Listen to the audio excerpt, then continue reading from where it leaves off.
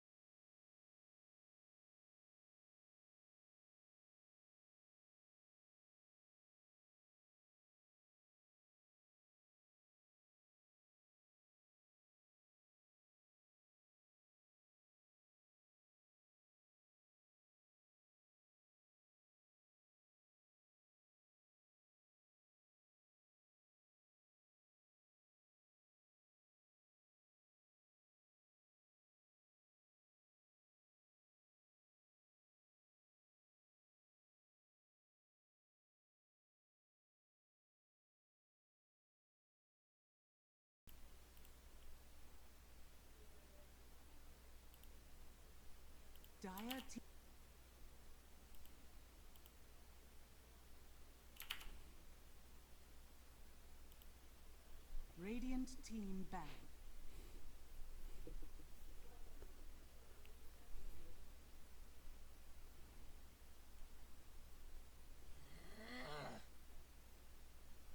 Dire team ban. Good evening, South African and Egyptian Dota fans alike. My name's Halbert, I'm joined by Hari, and this is WRG versus K4 in an exhibition match that I've been looking forward to all night and pestering Hari about for quite a while now. Hari, welcome to the cast, good to have you back. Give us your thoughts. Well, this should be an interesting match, certainly. Already some unusual bans coming out. We don't really see Abyssal Underlord banned very frequently internationally, but I suppose that it's just a hero that they don't want to face. And then WRG banning Weaver, which is also pretty uncommon internationally in the first phase, but I saw in their stats, which you were kind enough to provide me, that they actually ban this hero quite frequently, which I guess would usually indicate that, I mean, I don't think they have a problem with split pushing. Weaver's not even the best split pusher, so it's probably more that they like to put laning pressure on the safe lane, and they don't want to have a hero like Weaver who's difficult to kill during the laning phase. So I'm guessing that it's something like that. Otherwise, maybe they just hate this hero. It's tough to say. Yeah, I mean, I think they just hate this hero, right? Because they've banned it 7 times. They've only ever picked it once. And of course, by the way, for those of you who are curious, this is actually with regards to the South African sort of local statistics. So this is what they do against local sides. But they definitely do not like Weaver. They ban out quite a bit, and they're not keen to keep it around, as we can see. But interestingly enough, they have shown a bit of love for Earthspirit of recent times. So good to see, I guess, an old faithful coming through. And, oh, excuse me, that's actually from K4, but Keeper the Light being picked up by WRG instead. That one's interesting. I really like Keeper. It's one of those heroes that is fun to play and has always had this sort of possibility of really being very influential in matches, but in a sort of, and like an underwhelming way. It's the only way I can describe it. Or maybe you have better words for me, but that's how it seems. It is somewhat immobile, but at the same time, when the Keeper of the Light is playing really well, it just seems to have such a drastic impact on particularly the laning phase. And of course, with the ulti, really capable of just diminishing the possibilities for opponents during a team fight. Yeah, of course. Keeper of the Light is an excellent hero. He's actually a top-tier picker ban right now, so it's not super surprising to see him picked up this early and to see that you think that he has a large impact on games. He's actually going to be really annoying here. I mean, they've got the Keeper Ember combo, which is great. We can expect Ember most likely to be going for Veil, which with the magic damage from Keeper can be really devastating. On top of that, the combination of Ember's mobility around the map combined with Keeper's means that Ember can very easily push lanes out, be recalled, go back, push other lanes out, be recalled, etc. And it actually just makes for a really toxic mid-game where you really need to have some good way of catching Ember. Now, they do have Earthspirit. Earthspirit really needs a blink in order to be able to do that. And their offlaner is Darkseer rather than something like a Centaur, which has a better chance, although it is still pretty difficult. I mean, Centaur's got a fair animation on a stun in order to be able to catch Ember. So we'll have to see if they do pick something up to do with that, because you can't really 5-man into Keeper Ember, and I mean, either you go like super late game. I mean, they obviously are going to go for good team fight since they do have Darkseer plus Earthspirit, but you still have to have something that scales pretty well, I think, going into this, or like I said, some ability to catch Ember more easily. So a question for some of our newer viewers that are surely tuning in. Traditionally, Ember Spirit would have loved seeing a Darkseer up against him. Obviously, the opportunity to fight a fist into a big wall would pretty much bring his day to a wonderful potential end here as he wipes out his opponents. But now, obviously, Ember Spirit's a different hero. It doesn't work the same way as it used to.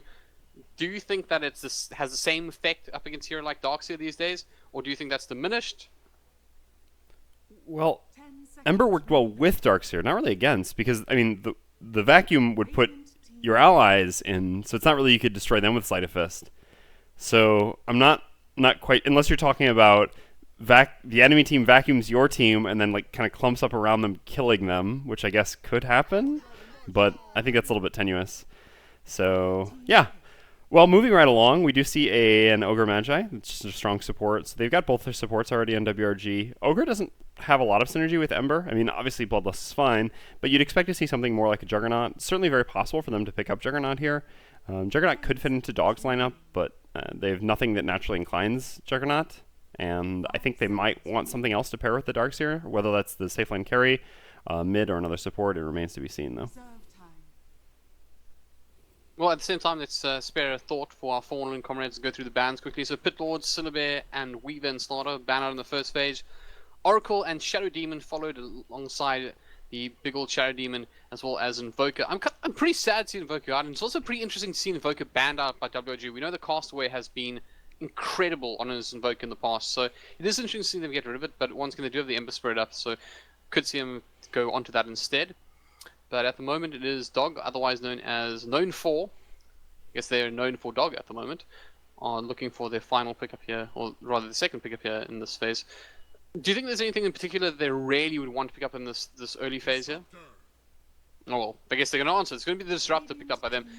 I know that a couple of Shoutcasters in South Africa love this hero, so I'm sure they'll be glad to see it picked up. But my thoughts on Disruptor at the moment is he's not quite as amazing as he once was, but he's still pretty potent, I guess, especially with Glimpse. Glimpse is just a game changer, right?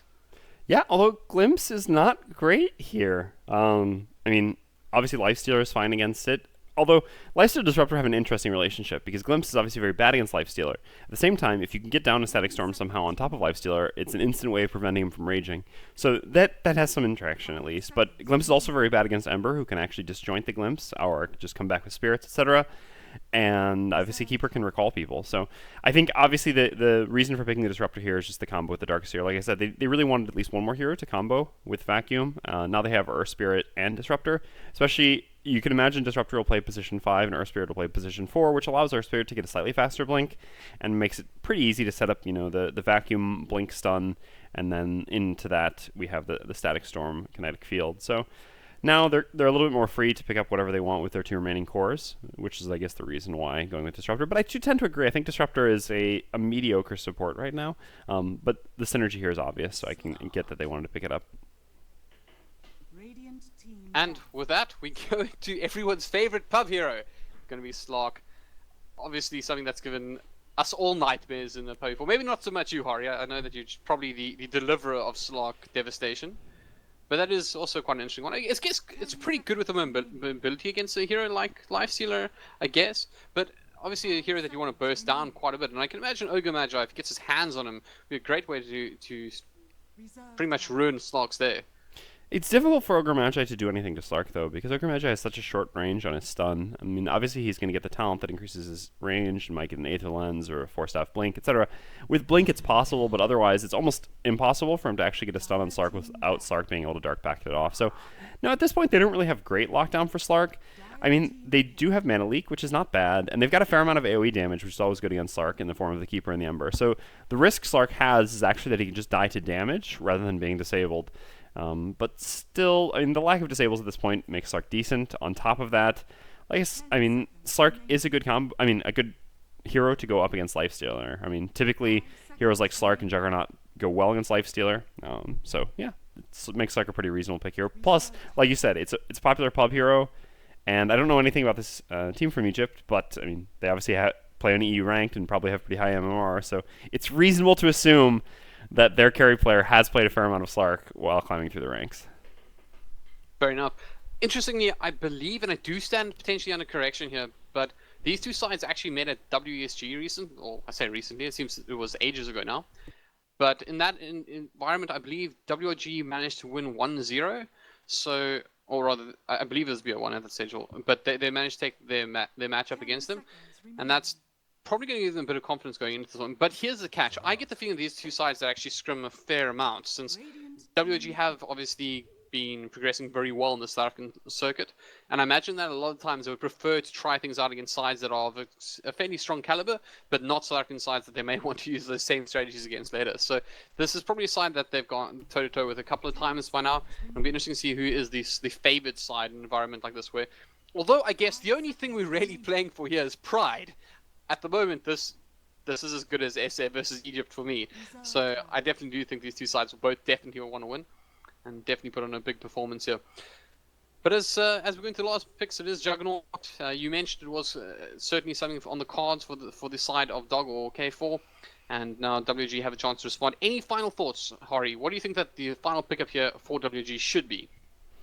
That's actually rather difficult. I think there is a reasonable probability of taking Axe. Axe is a good hard disable that works on both Slark and Juggernaut. It doesn't have a ton of synergy with the rest of their team, but just for that reason alone, I mean, obviously they're looking for an off lane of some sort. There is still Sand King as well. Again, Sand King is another source of AoE damage against Slark, and the Burrow Strike can usually be used to catch Juggernaut once you have a blink. So I think it's probably just going to be one of these two heroes, but who knows? Maybe they'll pick Pudge. I wouldn't complain. So the one thing I do want to say though is Dog did kind of not manage to get that hero who can catch Ember Spirit, right? I mean, it's still, if Disruptor gets a blink, he can blink Static Storm, or if Earth Spirits gets a blink, it's possible that he can blink and silence the Ember or stun the Ember, although that's a little bit more difficult. So I think I don't know, it remains to be seen. They're going to have to win the game somehow or put enough pressure on WRG that WRG can't just start spreading the map. And yeah, sure enough, there's the axe. Great call. So, if you had to pick one, you had to play for one of these two lineups right now, which one would you prefer to be on? Just based on heroes. Based on heroes alone, I think I prefer WRG's draft, to be perfectly honest. I mean, it's a little bit cheating to say that since I think that they're the favorite team to win, so it looks more like I'm like, oh, look, they won. I picked the right lineup, right? But I do like it more. I mean, I don't really love Disruptor, like I said, and the whole Disruptor Darkseer or Spirit thing, it's cute and it can work. I mean, we certainly saw Liquid do it successfully a few nights ago, but, well, not with the Disruptor, but obviously the Darkseer or Spirit. But otherwise, I don't know. In games like this, I see it fail more often than not, and they're banking so heavily on this combo. I mean, that's pretty much it. They've got two carries, and then they've got this combo, like, basically to win them in the mid game. And WRG just has more mobility on the map, better pick-off potential. I think as long as they don't get severely outscaled. Now, that is the one thing I like about Dog's lineup, is that they did, like I said, they needed to pick heroes who scaled well or have pick-off potential, and they did go for great scaling. So, I don't know, it's possible that they can just outscale and beat WRG if they manage to keep the game close, but I think it's just going to be too difficult to play on the map against this WRG lineup, which just can be everywhere. Okay, fair enough. You get to be the one that has no threat of bias, since you technically aren't South African, although I think a lot of us feel you are. But I'll just keep my opinions to myself to stay completely safe of any repercussions. But let's go ahead and introduce the players and their heroes. So we're just going to call them those in games. It's going to be Lull on the Keeper of the Light. Towards the jungle, we do have Santo picking up the Life Stealer. Over on the other side of the map, we have Castaway picking up that Ember Spirit. We'll have Shadawi playing the Axe, and last but not least, it will be S, so obviously it must be Santo playing the Ogre Magi. Over to Hari and the side of K4. There's a little bit of action going on bottom, actually. They did manage to find nice the catch. Keeper of the Light, but I think he should... Just run him down. Yeah? I mean, there's a tower there that's kind of hurting, but I think he's got this one. Does get off the Manly, and that'll be first blood. And it could go the other way as well. I wonder if he got off a tag onto him. Last hit will go, but nice use there of that Fairy Fire. Keeps him alive for the time being. Will boulder all the way out, but does he actually have a fair enough path to get out of this one? It wasn't the Fairy Fire, it was the smoke, lines? actually. He used the smoke to disjoint the tower attack, which is actually what kept him alive. That was a really heads-up play by the Earth Spirit there. Well, Santo's found him. He's left the big path here, and let's just enjoy then. He's probably not going to enjoy what's happening. He does once again actually get pretty far away, and I think this time he's got enough legs on him to survive. So in the end, Santo's going to be left a little bit hungry, and it is the side of K4 who pick up the first kills here, or kill here. Speaking of the side of K4, I do have to go through their players now. So we have Penis and Anus, who will be playing on the Darkseer. Let's just enjoy then, who will be playing on that Earth Spirit, who got that first blood. Never Again going mid on the Juggernaut. We have Eden playing safe lane on the Slark, and Hope supporting on the Disruptor. So, I guess this is as good a time to ask these particular lanes, which lanes do you think are going to be exciting? Which ones do you think are going to be very favorable towards either side? Well, I think both teams have a favorable off lane. I think the Axe Ogre is definitely favored against the dual lane from Dog. However, it's really going to depend on where the Earth Spirit goes. If Earth Spirit goes bottom, then I think the Dark Spirit Earth Spirit is going to be favored against this Life Stealer Coddle for at least the first couple levels. And then, yeah, they're going to lose their safe lane. So, yeah, I think either side lane really has kill potential. Mid's pretty unlikely. This is just going to be more or less an even lane where they just trade CS. So, yeah, I would look at the side lanes for sure. Top lane is probably more dynamic. There's greater potential for just suddenly a kill. Bottom lane, it's just going to be a slow wearing them down process with the Darkslayer's Iron Shells. But I mean, it's interesting because Keeper of the Light has a pretty interesting relationship, I guess, with Darkseer in these laning phases. Obviously, one of the ways that Darkseer wants to keep himself and his friends alive is with Surge, which is super effective for a Keeper of the Light when you get to you pick up a mana leak onto one of those heroes that are trying to escape. Do you think that will have any sort of influence on how this lane progresses, or do you think it's pretty much done and dusted and K4's to lose? Well, so the thing is, it's true that usually when you play 2 versus 1, you can against a Darkseer, you can mana leak him, and then he can't run away, and then the two of you just kind of wail on him, or he runs away and loses all his mana, and now he can't come back to the lane. Otherwise, you just wail on him. But here, if he mana leaks him, they're just going to man up and fight. The two heroes with Iron Shell are easily going to deal more damage than Lifestealer plus Coddle are in the early levels. So, yeah, I think that even though this is normally cute, it doesn't work against the dual lane as well. So I think it's a good choice by K4 or Dog to have sent 2 heroes bottom rather than leaving the Darkseer on his own against the Keeper of the Light. And you can see that, I mean, Keeper of the Light, Mana Leak was nerfed a couple patches ago, so that it costs actually a ton of mana. Oh, and Keeper of the Light's actually going to get pressured again. Let's enjoy then. He is enjoying this. Does have that Orb of Venom up as well. So although Keeper of the Light does have a pretty fast-paced movement speed, he's still getting quite a few hits in here. And we'll once again attach that Mana Leak to Let's Enjoy then. He's just going to stand there and tank a lot of this damage. I think he still wins this effectively. He's done more... Well, actually, I don't know about that. Lol, pretty aggressive here, getting quite a few hits here, but he's got to be careful. If he does man fight against him again, he could find himself in a bit of trouble here. They're going to fight over this bounty rune, and Let's Enjoy then just happy to toss out those totems. We'll connect in once again with that boulder, and still, once again, just being down a lot. He's going to make his way over to the shrine, though, and we'll also manage to dispel that use of that clarity. And Let's Enjoy then, he actually may have overstayed his welcome, making very, very low, and he's got a creeper as well. I think he knows his fate and accepts it. Goes down to lol. Keeper of the Light wins that little battle.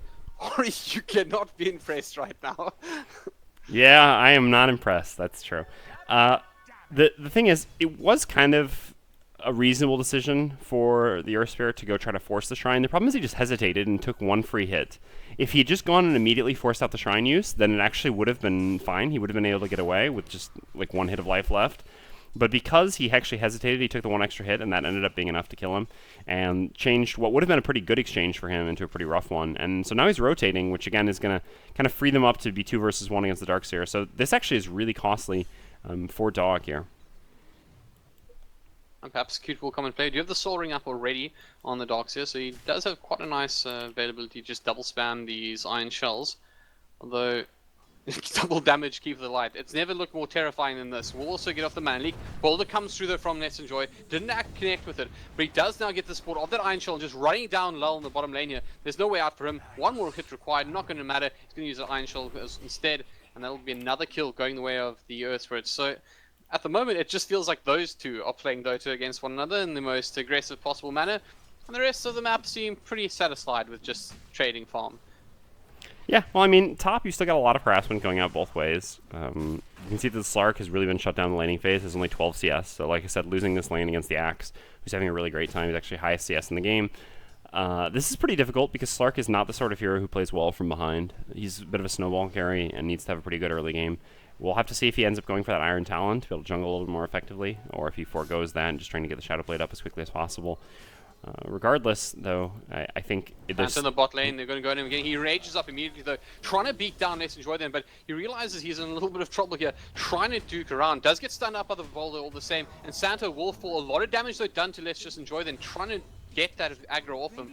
But unfortunately for him, he will fall all the same. So it's effectively 1-for-1 trade. Obviously, they're going to appreciate the experience more, though, all the same. Top lane might see a little bit of a tussle here. Eden. Let's just get a creep denied by Schlinks. Thanks, stream, who does manage to steal a little bit of gold. All helps, right? Yeah, sorry, in between every time when I'm talking, I'm just, well, there's going to be action top, actually, so hold that thought. Yeah, they're going to see the stun come out. Shadawi in quite a bit of trouble here. Does get the call off though, so he's got a bit of extra armor, but in the end will be a pretty solid kill once again inside of K4 or Dog, who are, I think, getting the better of this so far. They're actually a little bit behind on last hits, but additional 2 kills. How do you feel that's going to weigh up later on into the game, Ari? Sorry, mid lane might see a little bit of action here. I think it's just going to be, in the end, an exchange of spam, and neither really getting too much out of the deal. But yeah, although that actually might have been baited out a bit here, we do actually have the Mandy coming out. Once again, go with the Searing change. At the moment, he's taking so much damage. I don't think he's TPing out anymore, Hari. Still, once again, 1 more hit required. There we go. Castaway picks up 1. And it does seem that Stark also fell in the top lane. So WRG come back with a vengeance. And I guess with the extra CS, probably the kills later on with the additional experience, looking a little bit better for Way at the moment. That was really strange by the Juggernaut. He could have just, like I said, he could just TP it out. I mean, Ember had already used Searing Chains at the very beginning there, so he has no way of disrupting TPs, and Juggernaut was almost full health when that started, so there's just no reason TP out wouldn't have got him out of there safely. It's a little bit strange that he didn't think to do that, which is a shame because, like you said, Dog was actually getting a bit of a lead there, thanks to the nice rotations from the Earth Spirit, and they kind of just fed it away. I mean, I didn't see what happened top there, but that mid kill was completely unnecessary. And it's not getting any better. They've rotated another 2 here towards the middle lane, both Lesson Joy and Hope, trying to get a pick off on this Castaway Ember Spirit. But unfortunately, he's already 6, so he just gets out of trouble very, very easily in the end. And that's created a bit of space here for the likes of Santo in this bottom lane, as well as this what's effectively looking like a tri lane at the moment. Lel moving towards the top lane as well, pressuring Eden a little bit here, as they do have the pull. But at the same time, Eden, I think, realizing that the map is pretty barren at the moment.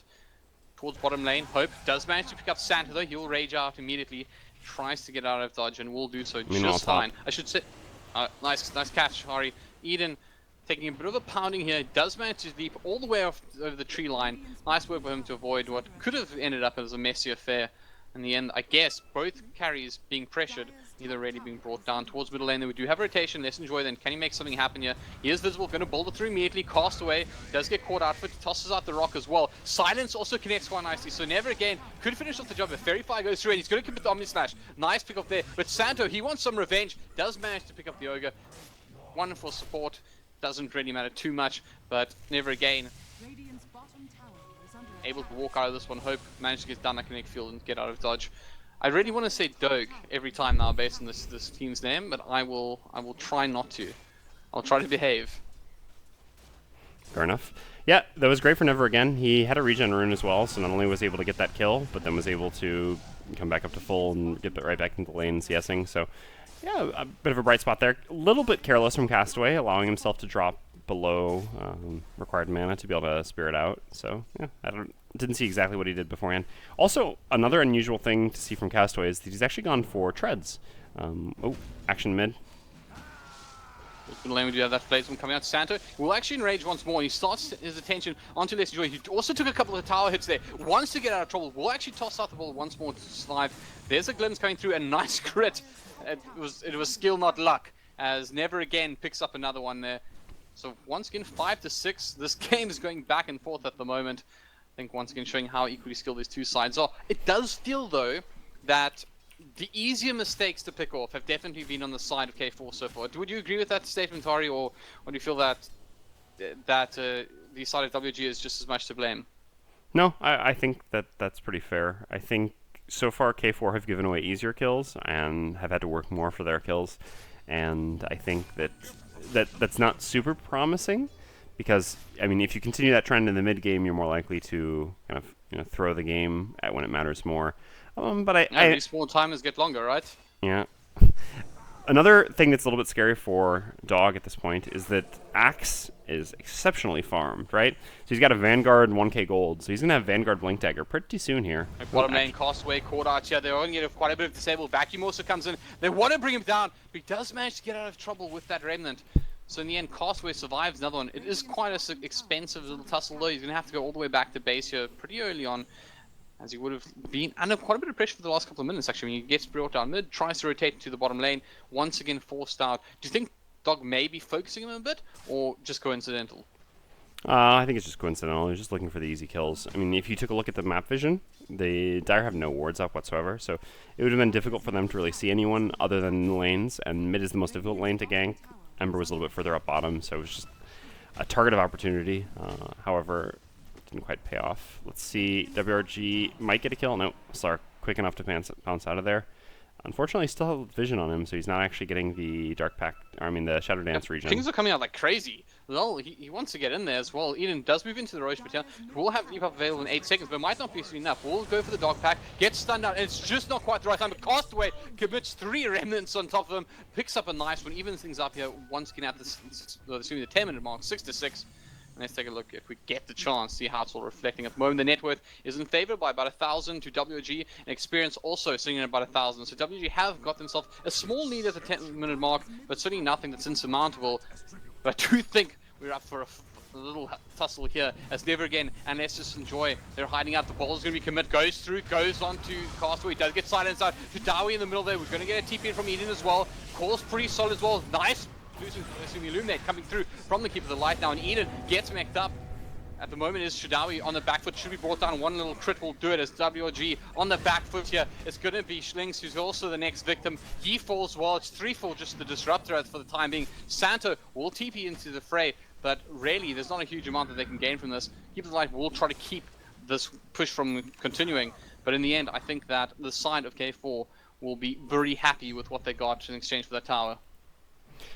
Yeah, that was a really big fight for them. They actually didn't have either of their support ultimates up, which are pretty important for them to fight. Earthspirit actually managed to pick up his ult after the first kill, and then used it, getting a little bit out of it. But now that they have those ults up, they're actually in a pretty great spot, and it was just really the mech which won them that fight. I mean, it's a pretty obvious strategy if you get a mech before the opposing team. I mean, especially in this game, the opposing team's not even going for the mech. Right when you get your mech, you'd really like to be able to capitalize on it by having a team fight, and that's exactly what they managed to do.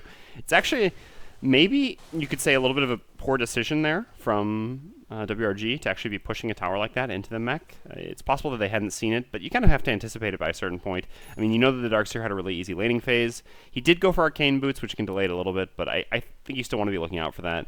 I mean, on top of that, you still have the Axe, who doesn't quite have his Blink Dagger yet, but was pretty close to it. It just really would have made more sense to be patient there, not push the tower, wait for the Blink, and then try to go pick-offs into a tower, rather than just brute forcing a tower into a probable mech timing. I think the concerning thing for me as well is he actually did get off a reasonable call onto 2 at the start of that fight, but unfortunately WG just weren't really in a position to capitalize off it, and therefore it's, you know, the results are really exactly as one could expect. You have the side of K4 really punishing their opponents, getting quite a bit out of the deal. They are going to smoke up as well now. They're going to start heading towards the jungle. Castaway is there, so his smoke will he doesn't have a remnant either. Oh, yeah, he's in trouble here. Did he see them? I think he might be in trouble here. They don't connect with the vacuum. They do go into the low ground there, where they have found slightly less, or potentially better prey. In fact, it's going to be the Lifesteal who falls down as well. So opting to go after him instead of the Castaway Ember Spirit, who now could still be in a little bit of trouble. He does have the Revenant back this time around, as they do go around. Double damage up onto Never again. He's going to start charging here, maybe trying to bait him back into the Revenant. It is very far back, and that's exactly what's going to happen. But towards the tower, they're going to go in once again, and they've caught out the Ember Spirit anyways. He is brought down, and now the side of K4 able to back off. Oh, DD Juggernaut with Omni. Yeah, there's the Omni onto Shadawi. That Vanguard doing a lot of work, but is enough? Just be bullied around, tossed away, pulled back in. Shadawi brought to his knees, and the side of WG looking in disarray at the aggression coming out from K4 at the moment. Egypt on fire at the moment. Yeah, and now we have a slight advantage for the first time in the game, more or less, for Dog here.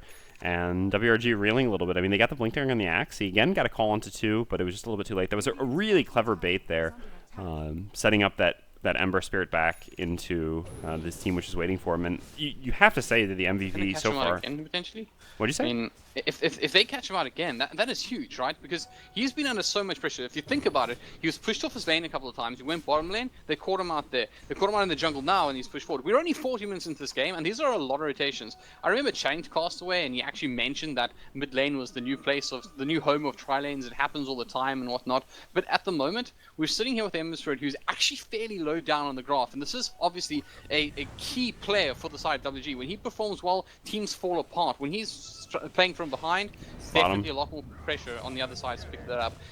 Shadawi once again caught out, will get vacuumed back and still doesn't have that Blink Dagger available. We'll get some support coming in, but it's immediately stunned out. He's pretty low, but not brought down just yet. They're going to get the stun onto the Darkseer. Darkseer will manage to get himself out of trouble, but at the cost of all his mana all the same. Slinks and Co.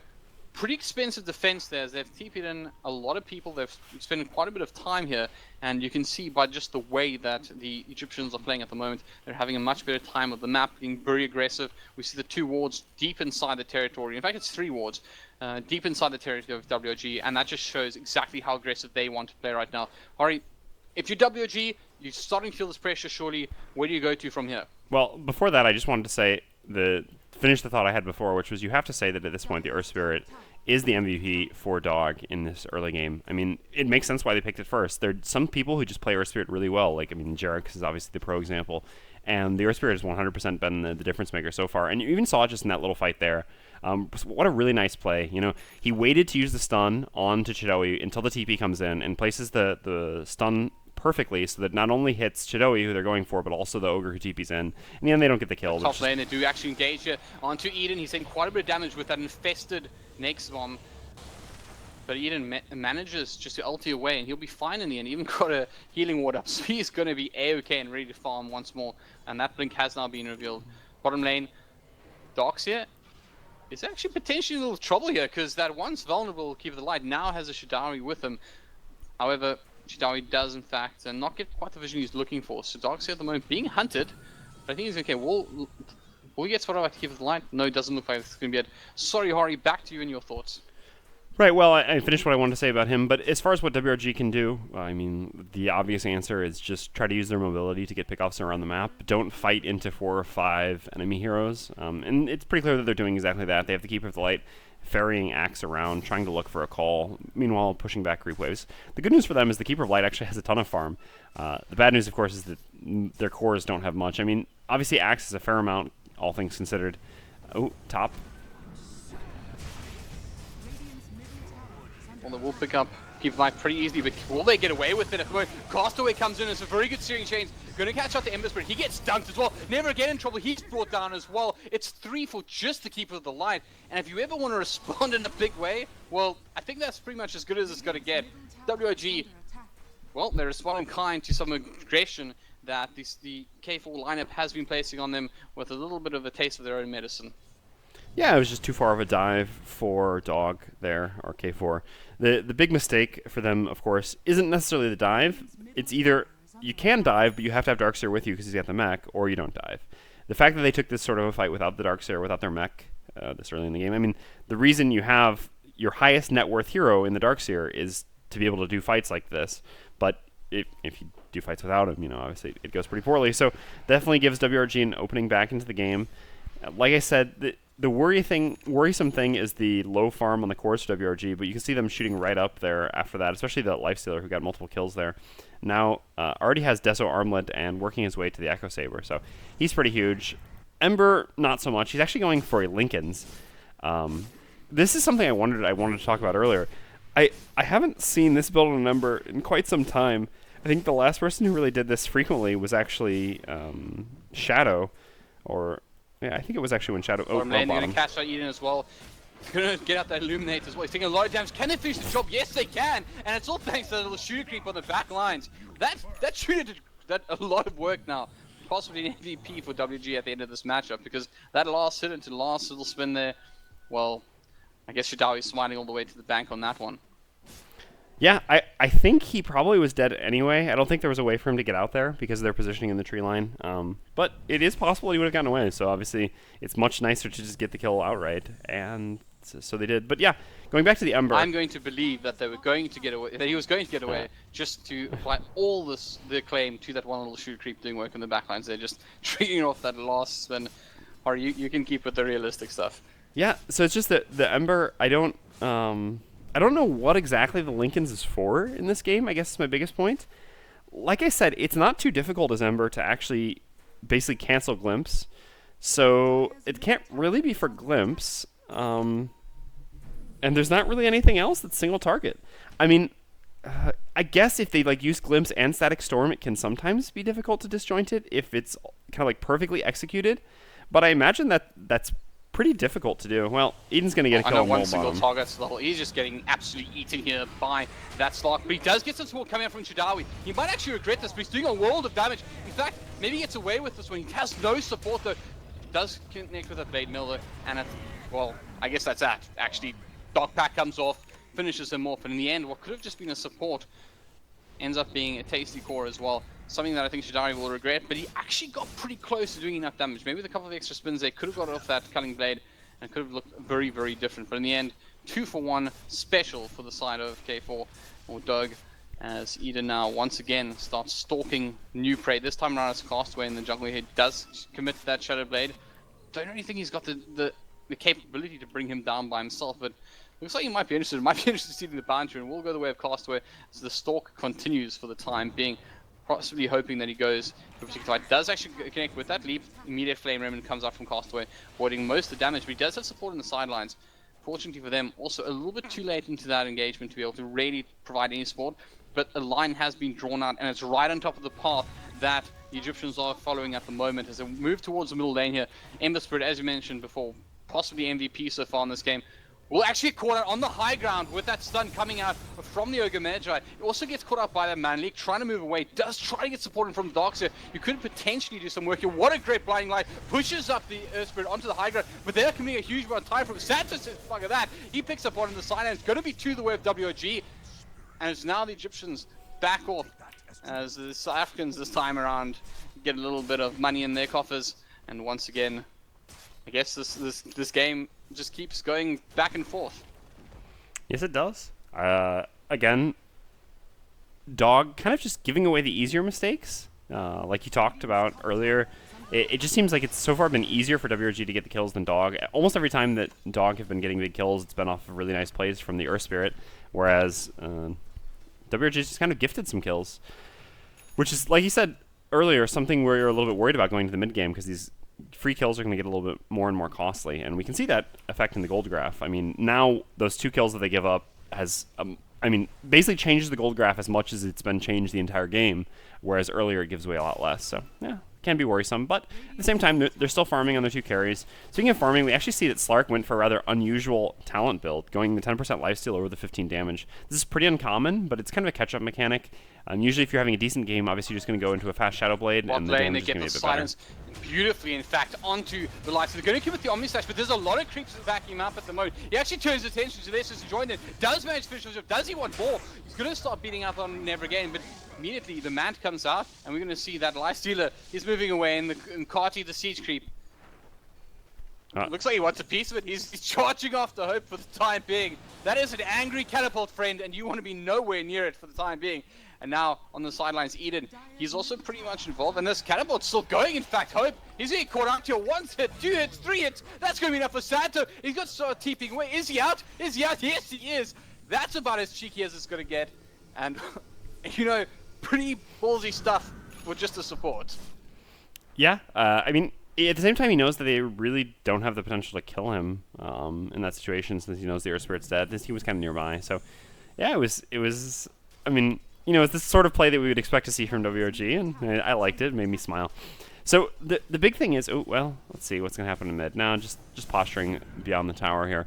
Dog, once again, like, giving away kills there, that they'd really no kill potential on that Lifestealer. Lifestealer is just way too big at this point in order for them to kill. I guess the thing is they didn't necessarily know that he had the 250 health talent, but yeah, just way too tanky with the armlet at this point, plus his level 15 talent. So they just needed more heroes. If they had a Disruptor there as well, that almost certainly would have been a kill. If the Juggernaut had been a little more patient with Omni Slash, maybe waited for some creeps to die, it could have been possible as well. But yeah, ultimately just giving away a couple more free ones.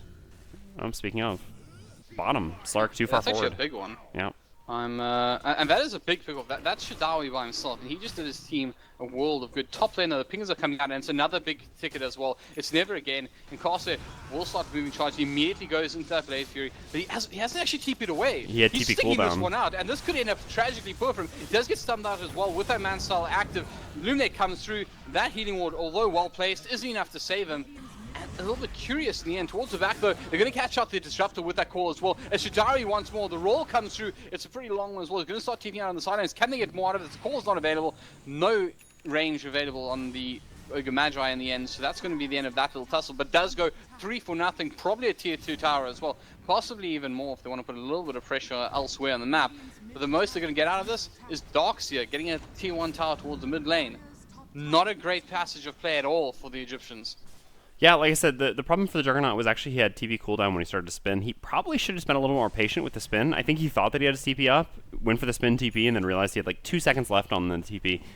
At the end of the day, it's possible that he wouldn't have wanted to try TPing anyway. The problem is, with the Keeper of the Light there, the Keeper of Light can always be calling in the Axe, and obviously Axe can disrupt the TP even through spin, but I think you'd probably still try it regardless, because the cost of a TP is worth it. There's no real way you think you're getting a kill there manning up on the Ember Spirit, so yeah, just giving away more and more kills, and it literally goes back every time to what we said. They made mistakes in the laning phase, which looked scary going into the mid game, and that's exactly what's happened. Watch it always actually hit. Yeah, that's what I thought. Oh my god, he went for plus 75 damage on the Axe, because I was like, he's hitting those creeps really hard. This is uncommon to say the least, but he's gone for a Shadow Blade. The Shadow Blade's a little bit more reasonable because you can run in and call, but plus 75 damage, why not? Yeah, he's gonna smack them. He's got Uh-huh. a big axe. He wants to hit them with it, and at the moment he wants to hit Eden with it. Does he have the support to do so? They doesn't connect with the miss. Does manage to hold on to that call though. So can they do enough? Do you see the glimpse coming back, and the Shadow Blade can commit by Eden, so he's able to get out of the Castaway still wants a piece though. He's going into the timing as well. Can he find something else? Does in fact scout out the disrupts in the jungle, and will pick him up as well. So in the end, although they didn't get the spark they were looking for, they did get a bonus prize. Towards bottom lane, there could be even more coming out. Never away. He's in quite a bit of trouble here. Santo doesn't quite have the legs to bring him down though, but he definitely does want to stick around here. Does pop out the healing ward. We'll have support coming in from Eden himself, the previous target of the gang. Can they make something happen? This seems like a very challenging kill, even for those two. Santo though actually didn't commit the rage and just start TPing away, so he's going to be fine in the end. And a lot of time once again spent. You have 3 cores sitting in this sort of area over here. That's not great. And at the moment, it's just really starting to fall apart, it feels, for the side. They need to pull themselves together because this is a slippery slope. You keep going down here, all of a sudden you're really in debt, and it's already a case with a 7.5k behind. That can start looking at like 20,000 very, very quickly, and they are in no position to defend this Roshan either. Yeah, so this really goes back to what I talked about in the draft when you asked me which lineup I liked more. This is the problem with WRG's lineup for Dog, is that they move around the map and just put pressure everywhere. And Dog just lack the mobility to try to combat that. Their solution is to try to farm up as much as possible on 2 cores that scale certainly better than WRG's cores. Although, admittedly, since Castaway did go for what turns into a little bit more of a carry build with the Ember rather than the Veil build. I thought, because they do pick up Eden once again, they're going to commit a lot of remnants to it. Castaway picks up another. And Shidawi, I sort of feel like we spoke early on about that Ember Spirit being the MVP so far of this And matchup. top. Well, let's go top, because actually guess who it is? It's Shidawi again, moving across the map. He's global now, boys. Shidawi picks up another one. Well, actually, let's keep the light, but we'll remember who got off the call, right? Yeah, and who was all Kotl. He pulled him in. Go support players, love it. And who was chopping for plus 75 damage. I mean, I guess that's the advantage of going this talent, right? Is that when you catch supports like this by themselves, you can actually potentially kill them during the call, because the problem is normally, like, if you call someone like that, you're unlikely to get spins, you don't really do much damage, and you rely on your teammates to get kills. But here, he's just a solo killing machine with this plus 75 damage. So, but yeah, so my point is, if you're playing a pubby later, just blame Shidawi when you do it. Yeah. Noob, Shidawi does it, therefore I can too. Sorry, Harry, you're probably going to say something important, opposed to my nonsense. Go ahead. Well, what I was going to say is that I think a big part of this problem for Dog is that, in addition to obviously the lineup issues, Shidawi may get caught here. He does have Blink up now. Well, does get caught up by that leash as well. Eden going down and will pick up that blade mail as well. But everything being committed. He's trying to TP out. Thank goodness he didn't, because that would have hurt a lot. But towards the bottom lane, can WRG make something of this? They're putting quite a bit of pressure on this lane. Santo already just smacking that tower. He does have that Armored and Aegis available to him, so he is tanky and he's able to come back again. But it's going to be Castaway. He goes in very, very deep there. Gets off the series change, then backs off immediately. Down one, but they don't seem to be playing like it at the moment. They're actually going straight back in. Never again goes in onto Never again. He immediately mans out of trouble as Sandro has to back off on the sidelines. The Illuminator is coming through. We're going to see a really well-timed Crimson. No, we are not. Used Infest to juke it since he didn't have rage up. Nice play by Santo there. That caught me, and that was pretty good. I enjoyed not seeing it effectively. I don't know if you caught that one, Hari, on the stream. So if you're a stream viewer, you may have wanted a better option of it. Even though it does go once again onto Schling. Schling's taking quite a bit of damage, but there's more damage being done to Eden. It's a fairly good vacuum coming through, but there's a blinding light coming out from Lol. No man on the dark side. He's not walking out of this one. He starts getting smashed apart. He's still very far away. He finally gets out that surge, and he survives this one. In comes Never again and friends, and they're beating down onto the Earth Spirit. He does fall down, and on the sideline, Santa still fighting strong. Does have that Aegis available. Shidawi comes in now with that call. They're going to set through the Illuminate. The Aegis has popped. Can they make more of it, though? There's only the Darks who are alive. This is pretty much the time to go. Must be. They want to deal with this illusion, actually, as Santa makes a couple of himself. He's just having a bit of fun there, it seems. But this is pretty much as good a time as ever to start pushing. And what's the buyback status like? It's not great, per se. And surely this has got to be a tier 3 or something. I mean, this is where you win fights and take a tier 3, but they've taken a really long time to rotate here. Anyway, to answer your question, sadly, I was not able to catch the Infest because my fiance, who is apparently a sick individual, has the lowest mouse sensitivity I've ever experienced in my life. And I kept trying to fix it in the beginning of the game, but too much was happening. So I'm going to fix it in between games. But yeah, unfortunately, as an apology to everyone who's watching on stream, the camera work has not been exceptional because it honestly feels like I'm moving through molasses while trying to move this mouse around. Hey, look on the bright side. You shouldn't be doing the camera work anyways, but Kari fortunately kind enough to stream for us, as Castaway is kindly called away by Lul all the way back to base. So First Rax has been brought down though, and obviously a pretty big one. Do they come back from this? Is it even possible? No, I don't think they do. I think it's almost impossible. I mean, they have the combo, but the problem is that WRG is too big, and especially if WRG fight during the day, like, you use the entire combo, but then you get, 500 points of healing from Illuminate, and it just doesn't matter. So I think it's pretty difficult for them to come back. I mean, anything's possible, especially when you have big team fight ultimates and you've got 2 great carries. But I don't really see it. So the thing that I've been wanting to talk about for a little while is I think the biggest mistake from Dog has actually been from, in fact, their MVP, the Earth Spirit, who went for this hood and obviously was going for a pipe, I guess. I mean, maybe just a casual hood, but I have to imagine it was a pipe to try to counter Illuminate. And the truth is, top, no, he's going to get away.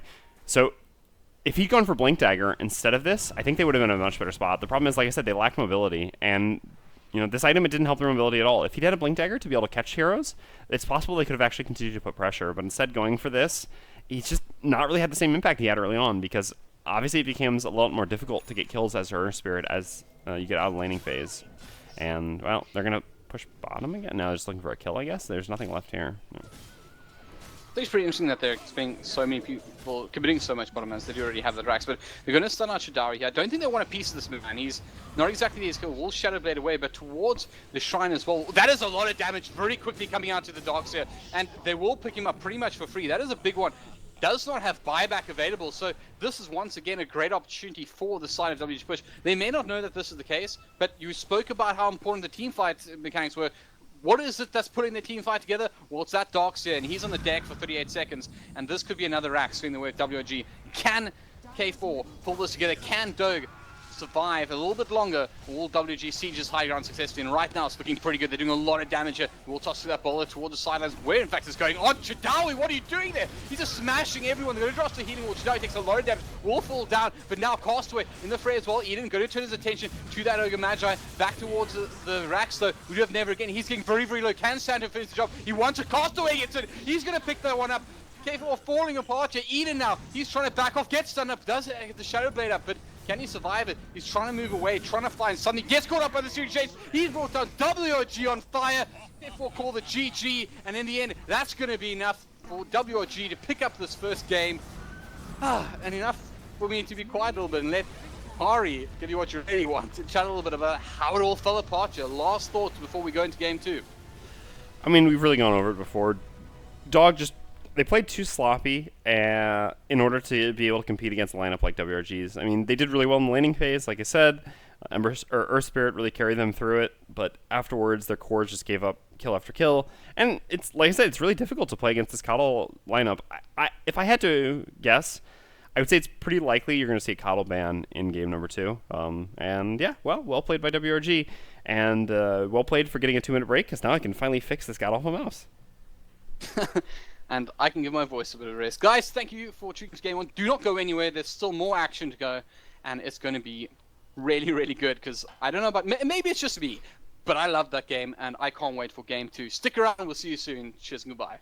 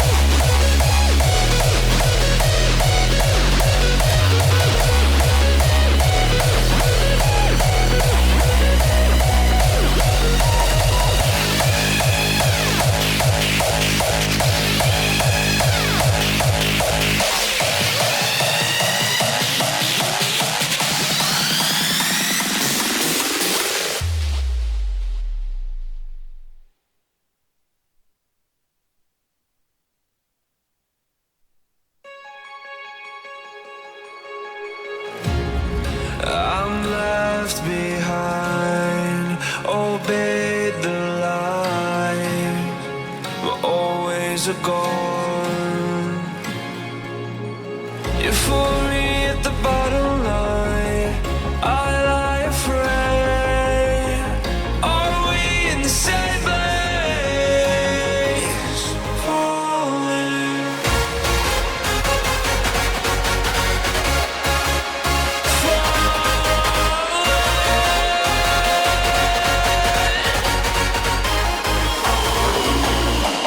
I'll be the wake-up call.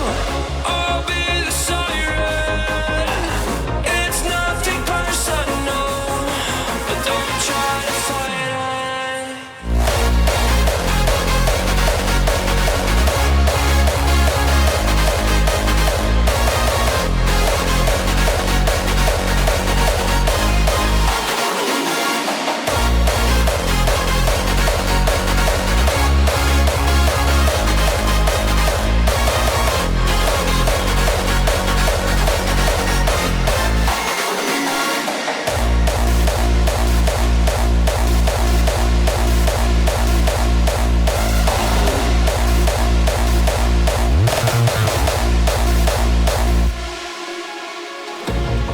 I'm left behind, obeyed the lies, but always a gone.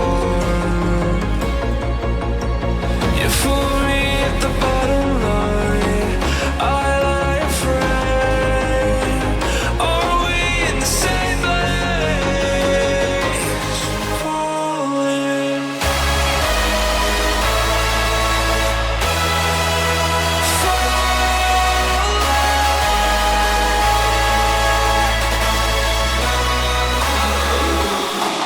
I'll be the wake-up call. I'll be the siren. It's nothing personal, but don't try to fight it. I should have known, I would have known. I didn't know the answers. Break it down, fade it out. I'm calling on a broken telephone. I should have known, I would have known. I didn't know the answers.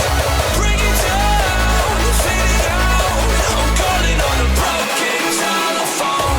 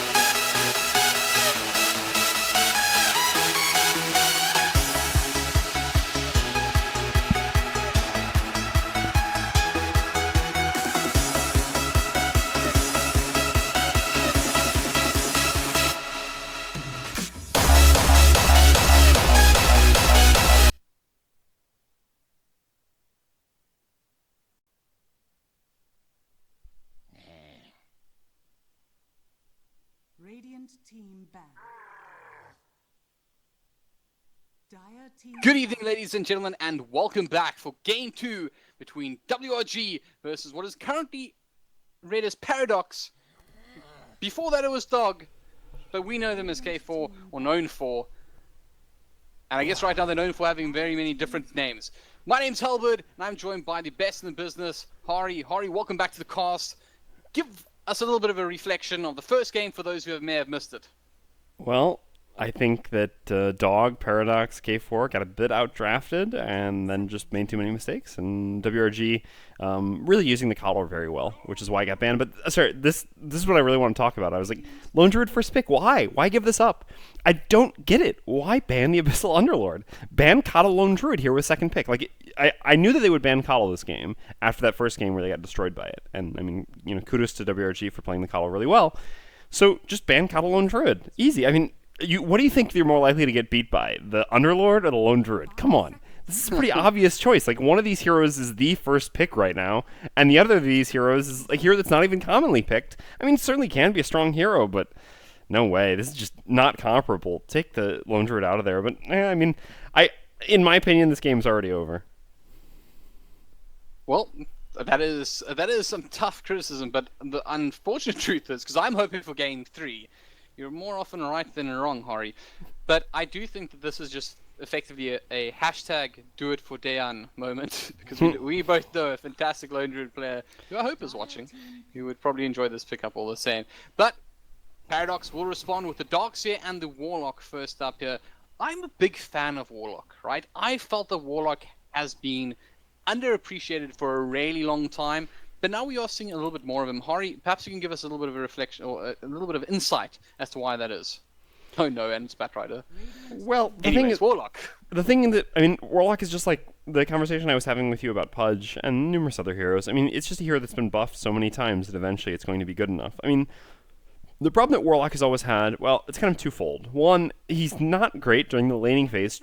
Traditionally, in old school lanes he wasn't, because how Dota used to work was you always had your tri-lane safe lane, you had 2 roaming supports, and they kind of went around the map and did stuff. And Warlock is really bad at this, because usually, like, you didn't harass or zone in the lane after like 30 seconds. Your 2 supports just forced the opposing offlane out of the lane, and then they went and did other things. Or if you were tri-lane versus tri-lane, similarly, Warlock doesn't do much because he's not great in fighting at level 1, level 2. So this is why Warlock wasn't good then, because he didn't have stuns or slows. Now, Dota's a lot different. It's much easier to do dual lane off lanes than it ever has been before, and Warlock is pretty great at that, because he has a heal, and you put it on the off laner, you stand back, you do a little bit of harass when you can, and so, like, it basically got through his hurdle number 1, which is his laning phase. Hurdle number 2 is the fact that he really only had an ultimate as relevant abilities past the laning phase. And that's still kind of true, except obviously Fatal Bonds has been buffed enormously and is actually a really good spell now. I mean, it used to be always a pretty decent spell, but it's just much better than it's ever been. And so because of that, he basically does 2 things. So yeah, I think for these reasons, Warlock has become a pretty good hero and fits into a lot of lineups pretty well. And obviously they're going to try to combo it with the Darkseer like they tried to combo the Disruptor with the Darkseer. I think, to be perfectly honest, if they'd had the Warlock in the last game, they probably would have been better off. The Disruptor ended up doing pretty much nothing. So yeah, I think they're making a little bit better draft here, but I still don't think they're going to win against the Lone Druid. I mean, Lone Druid, Batrider, just a really solid lineup. And I mean, Lone Druid, he just wins games. I mean, it's very rare to watch international games these days where Lone Druid teams don't win. I mean, people try stuff like Sniper and things like that to counter it, but it just doesn't frequently work often enough. I mean, maybe something like a Storm here, but Storm's bad against Batrider. I don't know. So you've given up on this draft, you say? I mean, let's go there a little bit. I mean, we have to think a little bit outside the box to how we can resolve the loneliest druid issue potentially. But let's chat a little bit about what's been banned out for now so far. So you have the Earth Spirit as well as the Lifesteal banned out by White Trap Gaming. Obviously picking up one in the previous matchup and playing against one in the previous matchup. Do you think that Earth Spirit is a bit of a respect ban? He did play pretty well in the initial stages. Yeah, I think it's definitely a respect ban. I mean, at this point, they're still missing 1 support, and they had the Earth Spirit plus Darkseer last game. They know how annoying it is. They don't want to face it again. Obviously, Lone Druid is much better suited to deal with any sort of Darkseer pressure than a melee hero is, but that being said, I mean, the Earth Spirit, like you said, I mean, he was easily the MVP for Paradox last game, so there's no reason not to just ban it and get cute. Paradox pick up a Juggernaut, actually. Well, all right, I guess, yeah, we should talk about Paradox's bans first. I mean, ban Sand King. Interesting because Axe is still in the pool, and last game, WRG had the choice of Sand King or Axe, and they actually took the Axe. Now, they have Batrider here, so you're not really expecting an offlane in, I mean, mid Sand King. Is that something you're afraid of? I'm not really sure. Their bans are just kind of weird, right? I mean, Drow can definitely be safe lane with Lone Druid in mid, but I don't know where you would imagine the Sand King fitting in. I mean, I guess if you really want to put the Juggernaut mid, you're afraid of the Sand King mid. But I don't know. It's just strange. I think they're much better bands. And speaking of them, the Juggernaut's not great against Lone Druid at all. I mean, so to begin with, he can get rooted while spinning, which first of all can stop him from TPing out. Also just makes it difficult for him to move through fights.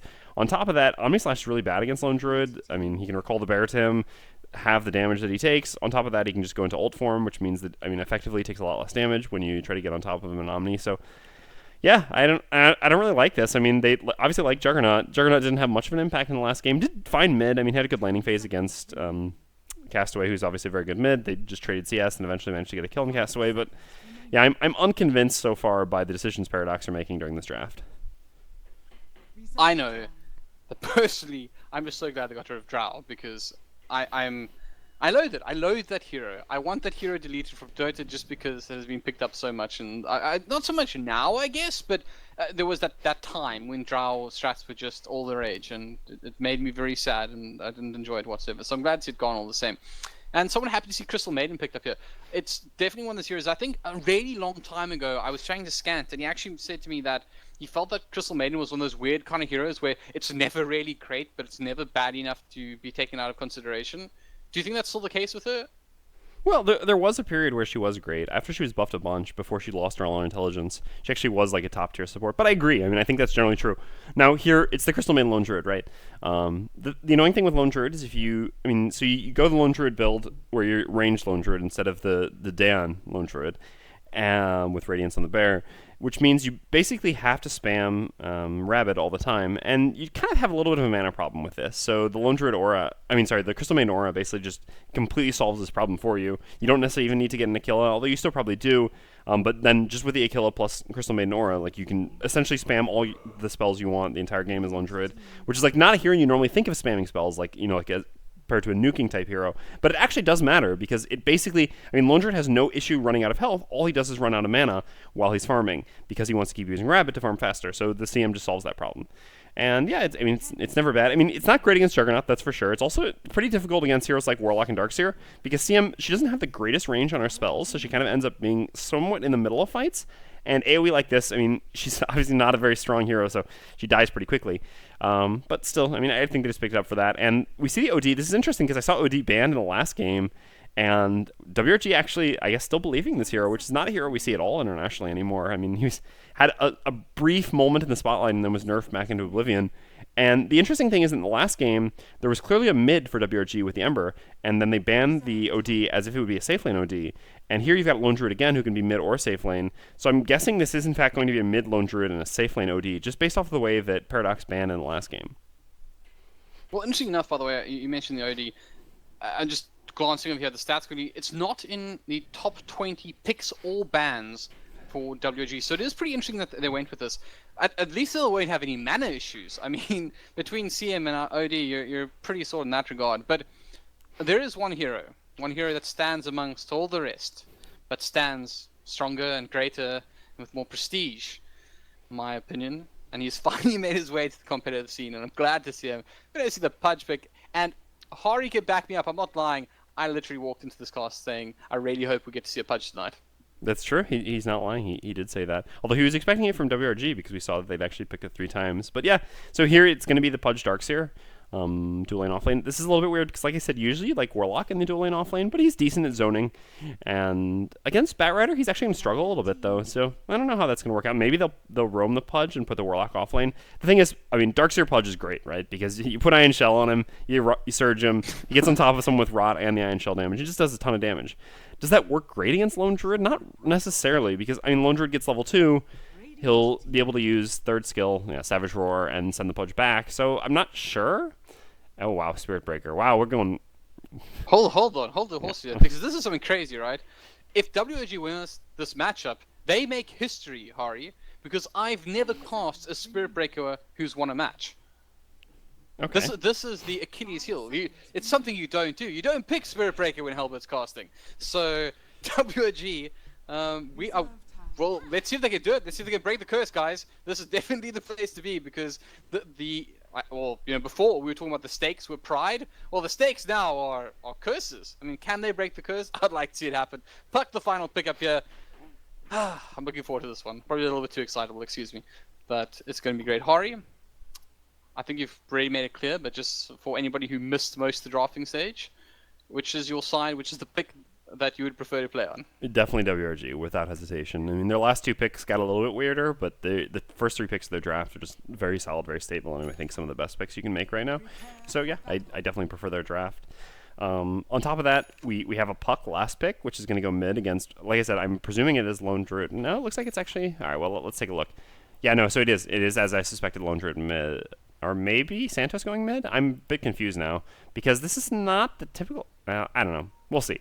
No, yeah, Santo is going mid. Yeah, Santo is going mid. So it's just that Castaway prefers to play the Lone Druid for the team, I guess. He's just a Lone Druid player. But I was going to say that Puck is actually a pretty bad matchup against Lone Druid. He's going to get usually out CS'd. But they've decided to put the Lone Druid safe lane anyway. I mean, this is definitely the more common way to lane Lone Druid. Only Matumba Man very frequently plays in mid, who is obviously like the best Lone Druid player in the world right now. So yeah, well, let's go to the players. You said Matumba Man. You sure you didn't mean King? Yeah. Personal jokes in Shoutcast. Pretty much rule one not to break, but there it happened, guys. We like King. Let's just leave it at that. So before this fight bottom breaks out, do you think we're not going to be able to squeeze in the introductions? In fact, you already know them, so we'll leave it at that. We're just going to cast some Toto. But there is a little bit of interest here. Shadawi, as well as Whelp, is scouting out this bottom ruin. Let's just enjoy then. He's also pretty keen to get something off here, I'd imagine. Pudges have a trigger finger, right? I don't know about you, but when I play Pudge, and by the way, this is the open question. This is directed at pretty much everybody. When I play Pudge, I end up with a CS of 3. Because all I want to do is hook things, and we'll see if Let's Enjoy then is a similar sort of play. He is, of course, playing a more sort of supporty kind of role here. He's not exactly going to be expecting to get a lot of last hits, but we'll see if he's as bad as me when it comes to just the, I guess, I don't know, just the admin of hitting a couple of creeps every now and then. But Hari, I mean, you mentioned that this lane is supposed to be pretty strong with the Darkseer and the Pudge. So there's obviously not happening this time around. We're going to see Pudge at the moment is towards this one. Do you think he's more of a roamer? He has picked up the boots early, which might be a suggestion of it. Yeah, I mean, I like this decision. I actually forgot to mention something. I mean, CM is also great against Darkseer. I don't know how I missed that during the draft, but yeah, CM is another hero who's typically used to counter Darkseer, so this is actually going to be great for them.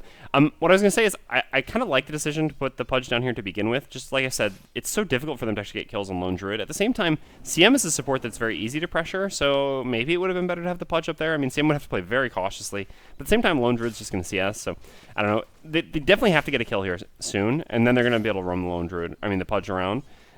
If they don't manage to get anything out of this, it's going to be a little bit rough because they're just going to keep taking harassment.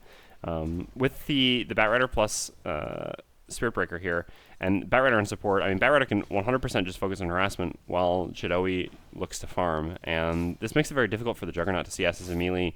So, yeah, like I said, I mean, the Pudge is here for a reason, and he needs to get something done. But I guess he has to get level 2, because, I mean, he doesn't have hook yet, it's just rot. I think that's the biggest thing as well, is that for me, and well, for the time you pause, we can just break down a little bit of the technical side of Dota for a moment. For me, that's the biggest problem with Pudge, right? He is so good once he's got a couple of levels. He can put so much pressure on lanes and whatnot. And I guess I'm looking at this from a very pubby perspective right now, and we'll sort of change that focus into the more competitive side at the moment. But it's particularly just based on the hero and what it's capable of. Pudge is one of those heroes that when he has levels, when he gets that extra couple levels in Hook and Rot, he's able to actually be very effective at shutting down even heroes that have a slightly bigger level than him. And I think if you've ever already played against a lot of Pudge or played with Pudge quite often, you know that this sort of double-edged sword about it is that he hurts himself. So you have to make sure you land your hooks, and you have to make sure that you're doing it effectively. And in this kind of environment where you're in this tri-lane, you're actually falling behind on levels and whatnot. So you're in a position where your opponents are actually capable of dealing more damage back to you, even if you should hit your hooks. So it's pretty challenging. It's kind of like I mean, Hari, I speak more so with this sort of look to get more feedback from you from this. But to me, it's one of those series that you have to be so cautious with how you end up playing with it. And I guess it's something you said previously, is that it's a high variant hero. If you can play it well, you can do so much. But at the same time, if you fall behind, it can go so wrong. So, and now bringing this back to the sort of competitive level, something that obviously you'd be able to chat to us a lot better about. This player, how does he go ahead and really perform and make an impact on this matchup? And if you say just hit hooks, I'm going to be very disappointed. You just got to hit hooks. No, I walked into that one, right? Yeah, you really set me up there. But, I mean, I don't know what else to say. He has a smoke, he has boots, and he's trying to get level 2. That's what he needs to do. He needs to get level 2. The thing is, they couldn't just go with hook at level 1 here because they have nothing else, no other slows or anything like that. So, I mean, they would hook someone back, and they probably wouldn't be able to kill him. So he had to get Rot in order to enable them to get kills. But the problem is, like you said, I mean, he's not pulling or anything here. Oh, and he's actually, yeah, they're going to go on him. Yeah, Batrider has level 2 here, so he's stacking Snake Bomb, and Pudge could be in trouble. So we'll connect, and that is in fact level 2 Spirit Break as well, so a little bit of extra 17% opportunity there. Do they keep going? I mean, he's very, very, very high in HP at the moment, but there's a lot of stacks, and 7 for the time being. Wolb is going to fall down to the tower here, as Eden, he's going to start spinning away after Shadawi here, who should be able to charge out of trouble, does manage to do so, gets out of harm's way for the time being, will cheekily interrupt his own charge, pick up that bounty rune, but I guess in this case it was fairly safe to do so. That's quite a big dive though. Worth it? Well, yeah, it actually ended up being worth it. The interesting thing is the Pudge, I think he could just kept running. The fact that he actually turned around and made him take extra damage, if he just kind of like tried to go down a little bit, I think he actually, I mean, I think the Batrider was going to die to the tower before he did. Now, he was finally in the Firefly, so it's tough to say, but nah. I mean, the reason why the dive ended up being worth it is because all of the Radiant heroes ran as well. If in the end, like, you dive the 2 offline heroes and the support plus the Juggernaut had just stayed and farmed, this actually wouldn't have been worth it at all, because you would have traded a 1-for-1. I mean, you would have gotten a little bit of experience since you got the kill first, but, and I guess first blood, but still, like, you would have had these 2 heroes here getting levels and stuff. But now, not really worth it. Now, the Pudge has level 2, so we're going to see what happens. But that scares me, right? Because if he's taking a world of damage here, he should be brought down, and is. Well, picks up an easy one there, and Eden now has to back off. And this is something I was hoping you would mention, is that what does he actually do here? Because Batrider is obviously going to Firefly the moment he's in trouble, and most likely connect with at least 1 or 2 sticky napalms before he's under any real sort of threat here. And Pudge is level 2. It's not like he has a threat of being able to connect with a hook, go into the ultimate, and really cause trouble. But at the moment he tries to deal damage under Firefly, he's just going to get eaten alive. Yeah, I mean, you're right. Oh, top Darkseer? No, I don't think they'll kill him. Yeah, I mean, but the other thing is, where's the Warlock been, right? I mean, well, the first time is for him to get there, but that with the Pudge just kind of just like ran over into the trees after the Batrider, but the Warlock wasn't behind him. I mean, if they'd had Shadow Word there, obviously that's better. So far, the Warlock has done nothing, like literally nothing. I'm just so confused right now what is going on with this team. It just seems like they're self-destructing already in the beginning of the game. Pudge is probably going to get a kill here mid. That's good at least. Oh, he is in fact running down one man. He can catch Santo, will fall down with the help of Never again to that Pudge, and that's exactly what he needs. He's now level 3 and he's a little bit more dangerous. Bottom lane, as you mentioned, Eden couldn't be taking, well, it's actually Hope that's going to be taking most of the damage of this from that Wolf Batrider, who is absolutely vicious right now. He's just pushing so much pressure on this bottom lane. If you make a comparison here, and it's a scary one, right? You have Eden here. He's the safe laner for the side of, I guess, Paradox at the moment, and he is sitting with a mere 13 CS, which I somewhat actually think is pretty decent considering the amount of pressure he's under. But he has 13 CS, and he is being charged, and he's taking a bit of harassment from Shadawi. But look at the top lane for a second here. Here we have Castaway, one of the single most dangerous Starkin players. Hold that thought, because mid lane, do we have the hook comes through, does not connect. In fact, a creep does a favor, but we'll see the Dream Call come out in Santo. He doesn't actually have a huge amount. He does pop the Dream Call as well, so he'll be able to force back, but the charge coming through onto that Pudge towards the mid lane. We do have Slinks as well. He's going to get out that Frostbite onto Never again, who's a little bit interested in this. Will illusionary orb onto the backlines, but now Shadawi charges through the middle. It's an angry Spirit Breaker. Will connect onto Let's Just Enjoy then, who's trying to back off. Will use Rot just to slow down the aggression for a little while longer. It's on the backlines here. We do have that OD. Going to toss out the Astral Prison. But the fight rages on. They still want him. They're going to charge him again, and I think this actually might be enough with the extra damage. 70%. Good night, Sweet Prince. WRG pick up another one, but at what cost potentially? Slinks going to TP out immediately as Shadawi limping away for the time being, but does he have the legs? There is once again that illusionary orb available. Actually, didn't commit the Dream Call. There comes the illusionary orb as well. They will pick up that Spirit Breaker. So it's something. It is 3-4, but it's chaos right now from one side, I guess, is the big thing. Did the Puck have an Arcane Rune when he used that first Dream Call? I think he had to have, right? Because I don't think that fight actually went on over a minute there. Yeah, so, I don't know, just again, weird to see. Well, there's going to be, I mean, Eden has been, he's going to die bottom, I think. So you should watch Wolf this. is taking quite a bit of damage from this, but as you mentioned, there is that charge. I mean, he has nothing available to him. No, now, he's just right? dead. He has to walk out of here, and Shadawi will cue the music because Eden is in a lot of trouble here. Will in fact man go up. Tosses off the Omni Slash. He just proved us all wrong. Commentator's curse. Shadawi now in a bit of trouble. Should be able to walk this one off, but you know we've seen checked the scary items. things. Face boots available for a moment. Yeah, that. Yeah, I forgot about that. I mean, it's stick charges plus he had a mango as well. Yeah, that was just silly of me not to look at items. I blame the mouse. But all right, I want to get back to what happened in mid though. So it's really weird because they should have definitely had a kill on the OD and they didn't. And the reason is because the puck just the Pudge just tried to hook. I mean, puck used Dream Coil. Dream Coil anyway. So once you use Dream Coil, it's super easy to set up the hook. I mean, you just run at him.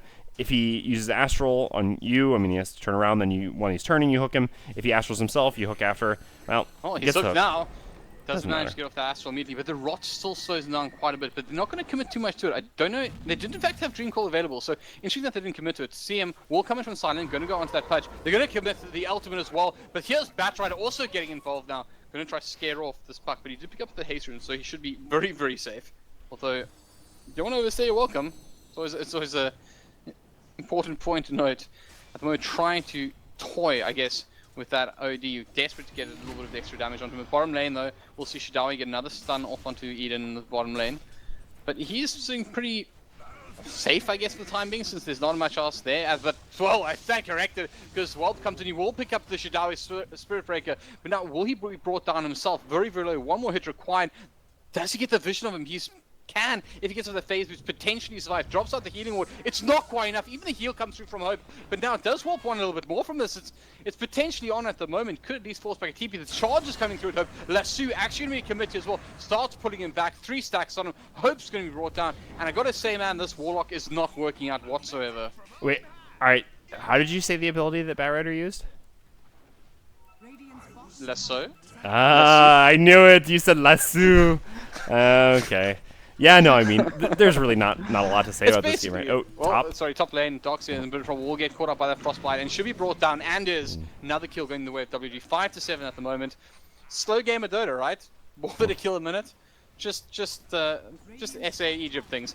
But once again, Santo, he's going to keep things going. As Dawi gets off a crate, so going to commit the Nether Strike as well. But we will see that Invis being picked up by Nevrian. Does he cheekily go back in here? They're going to actually drop a sentry ward, but he breaks it on his own accord at the same time. So never again gets off a couple of cheeky shots, and in the end, I'm just waiting for excitement. It didn't happen, and now I'm sad. But top lane is the excitement? No, there isn't. Tari, I guess this is your turn.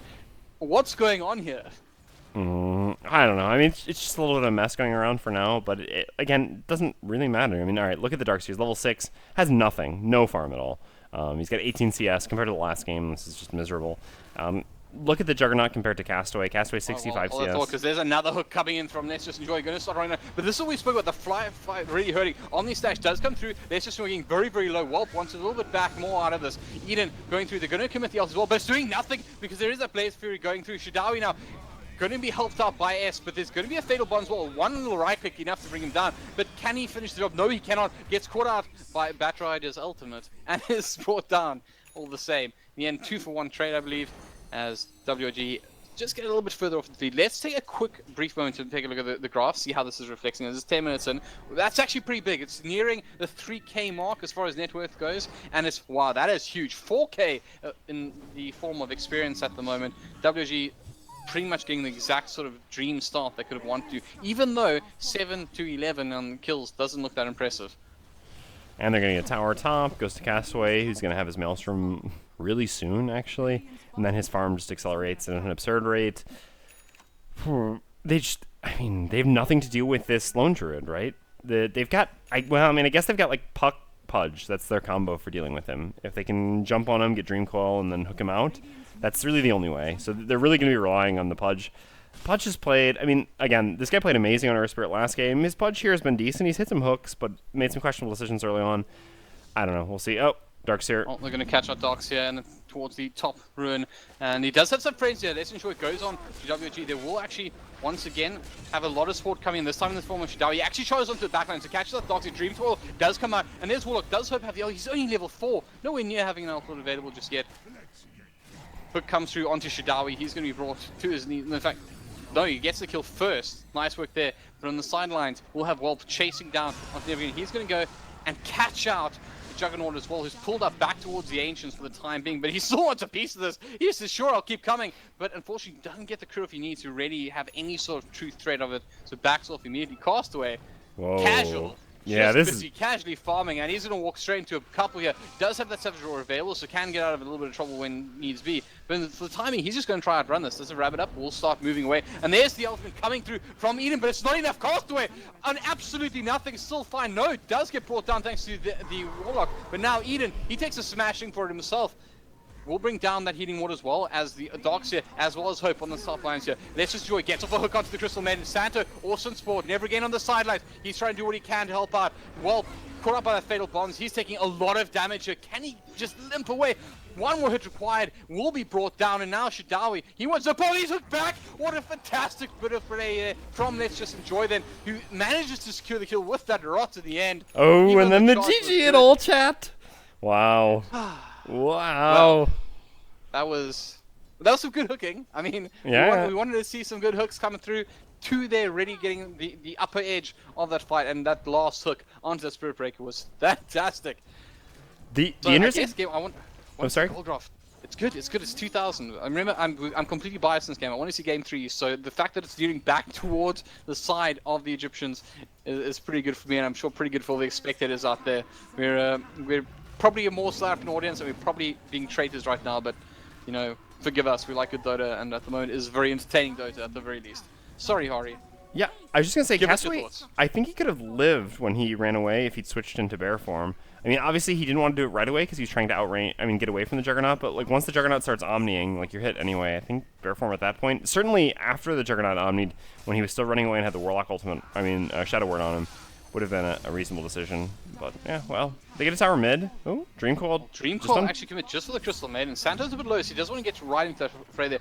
There is that package hook, but does go wide this time. Shadawi, he's going to commit the LT to Never again. He's taking quite a bit of damage. He also gets charged up. They'll bring him down pretty cheaply, and then on the sidelines, though, well, he's trying to bring down 2 at the moment, being a little bit greedy, but in fact, actually just going to bring down the healing ward on the sidelines. Do you have this issue where he's once again just stalking? Can he make something happen?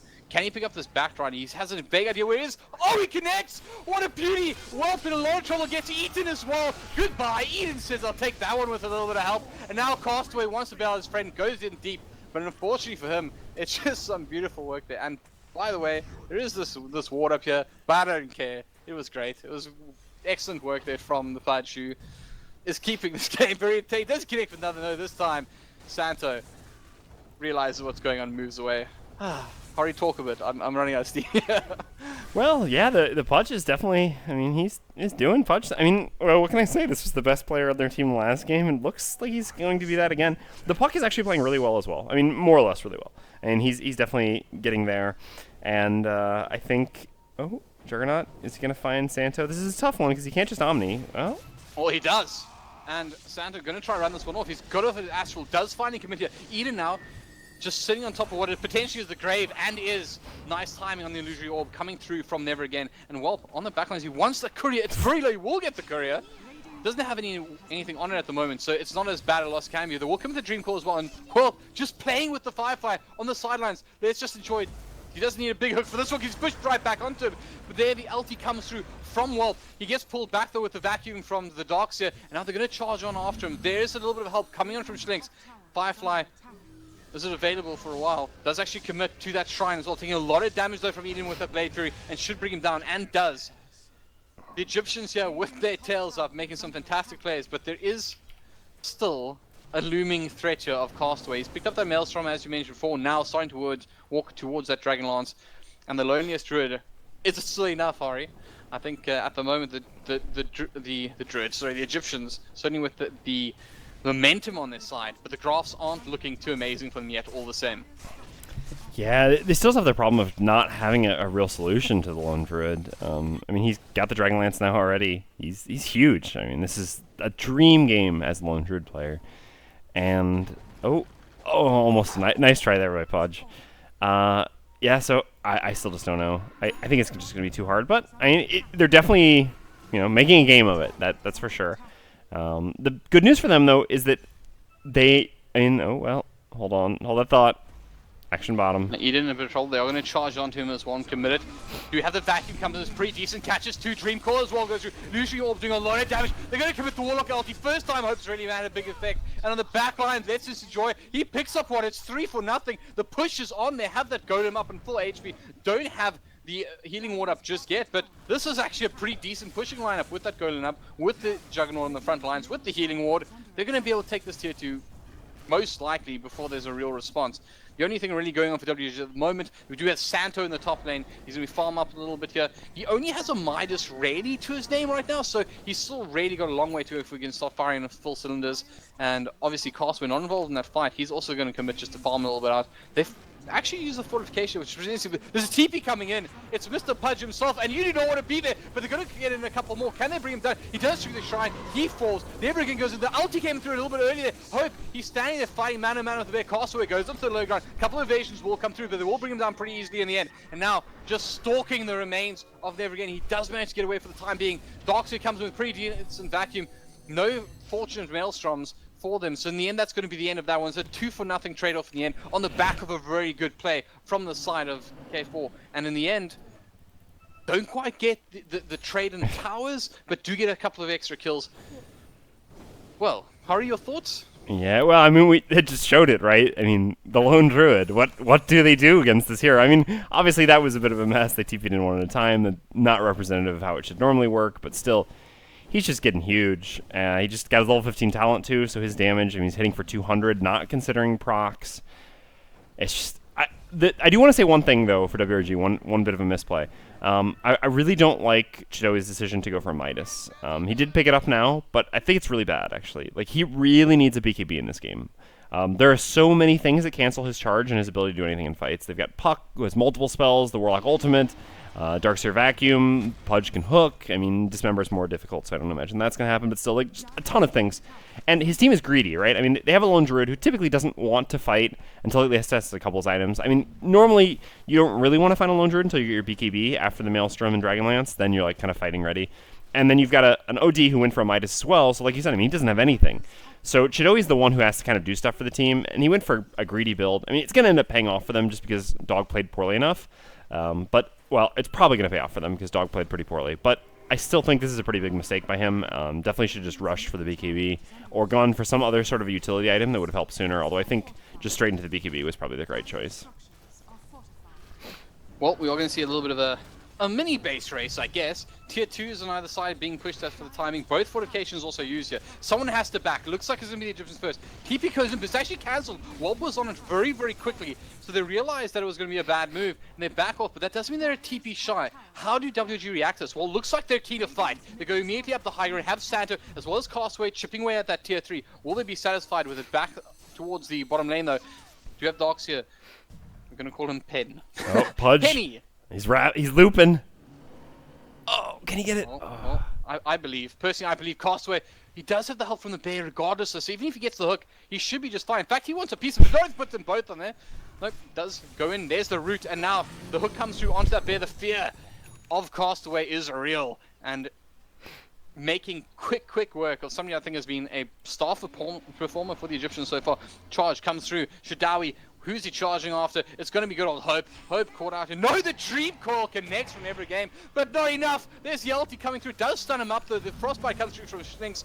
And now Shadawi gives him a couple of smacks to the face. But in the end, it's going to be Castaway's Maelstrom proc that finishes the deal. Now, on the front lines here, they don't have a Dream Coil. The Warlock's down for 24 seconds. I don't really think that's enough. But is it enough to try sneaking a Roshan or something? Looks like they're thinking about it. Sphinx is moving into the pit. Do in fact see Castaway as well. Right back inside there. Where's the bear? There's the bear. It's going to attack. Castaway goes into his shapeshift form. They're going to start beating away at it. The pit of throw potentially, because if you are the Egyptians right now, this is the dream story. You smoke up, you get in there, and it looks like they're keen. Do have the hook going through, but immediately WG back off. They know what's happening. They know how desperately K4 would love to go in there, but they're going to catch out the Darkseid. They stop pretty well, but the rot is good. The bite is good. And never again, he's going to pick up that one with a little bit of help. But now they're trying to damage this bear. The hook's going to connect onto it. They will bring it down, a little bit of extra cash for them. But now, more importantly, Roshan available. How do WG react? It looks like they're backing off. Shadawi pretty far away, but he does have the charge available. Do they stick this one out? The healing ward is obviously going to make this really, really good for them. They can pretty much fight in almost full capacity should this go down, excluding the fact that the healing wall is going to be a little bit low. They're going to start going in. The bear goes in.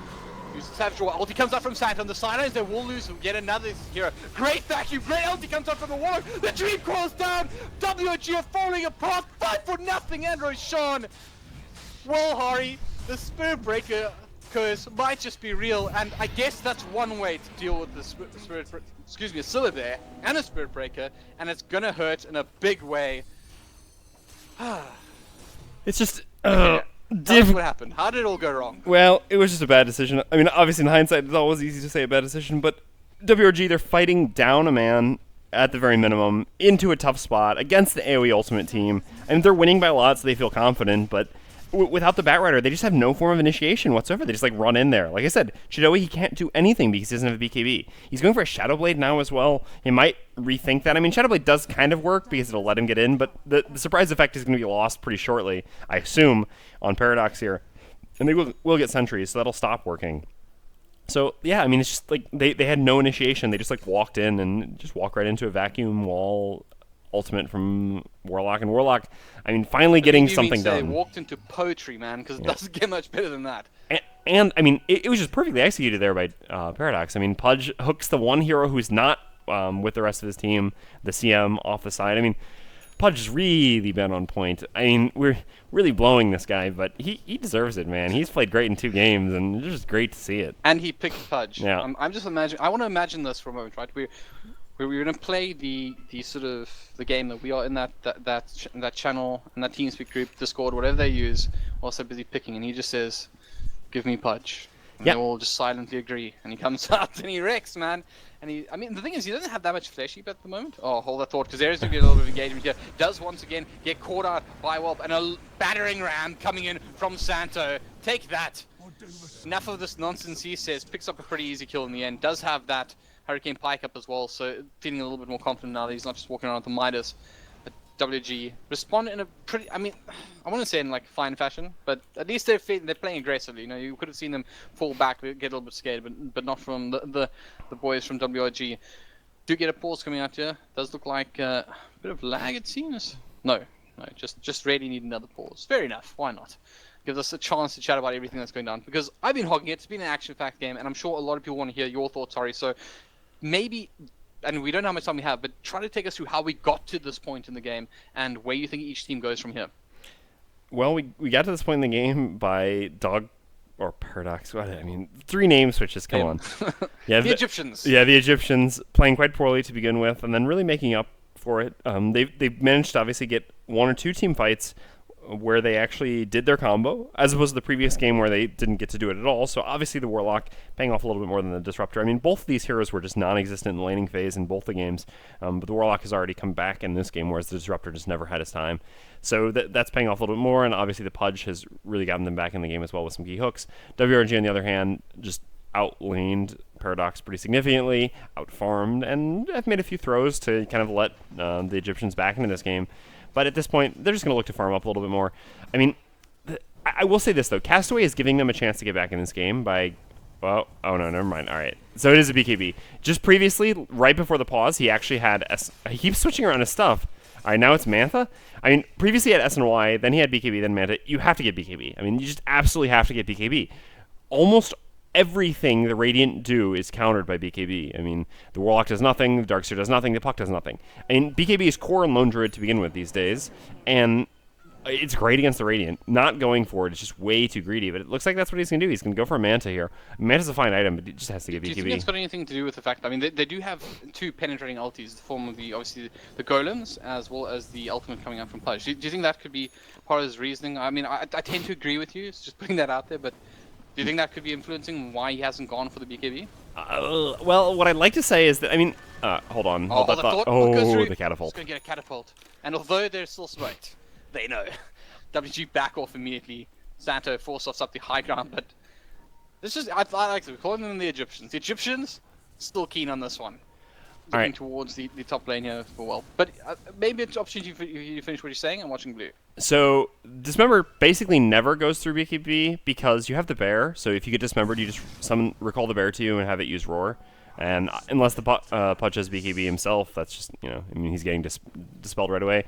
The Warlock ultimate goes through it, but that doesn't really matter. It's just a 1-second stun. It's going to hit everyone anyway. But the big thing is you can't get vacuumed in and then like take all the damage and there's Dream Coil and all that. I mean, there's just so much more that matters. I mean, I think ultimately the decision not to get BKB is more of just a greedy one. You know, players like to try to avoid getting BKB when they can. Oh, Eden, what did he pull? Did he pull anything? No, he just backed out. In fact, Eden though, gonna start Blade Furying, try and do a bit of damage. Oh, goes wide thanks to a blink that comes out. Looks like they want a piece of this Juggernaut. Eden backs off, doesn't have the Blade Fury available, so still quite vulnerable to any sort of magic damage for the time being. They will just reset bottom lane. Got to keep an eye on this. Castaway starting to peg away at this tier 3 himself. Does have a friend in Eden coming towards him. Also equipped with an Aegis does make him pretty tough challenger. And TPs are coming up. The pings are coming out onto Let's Just Enjoy, who does manage to get off the bite first.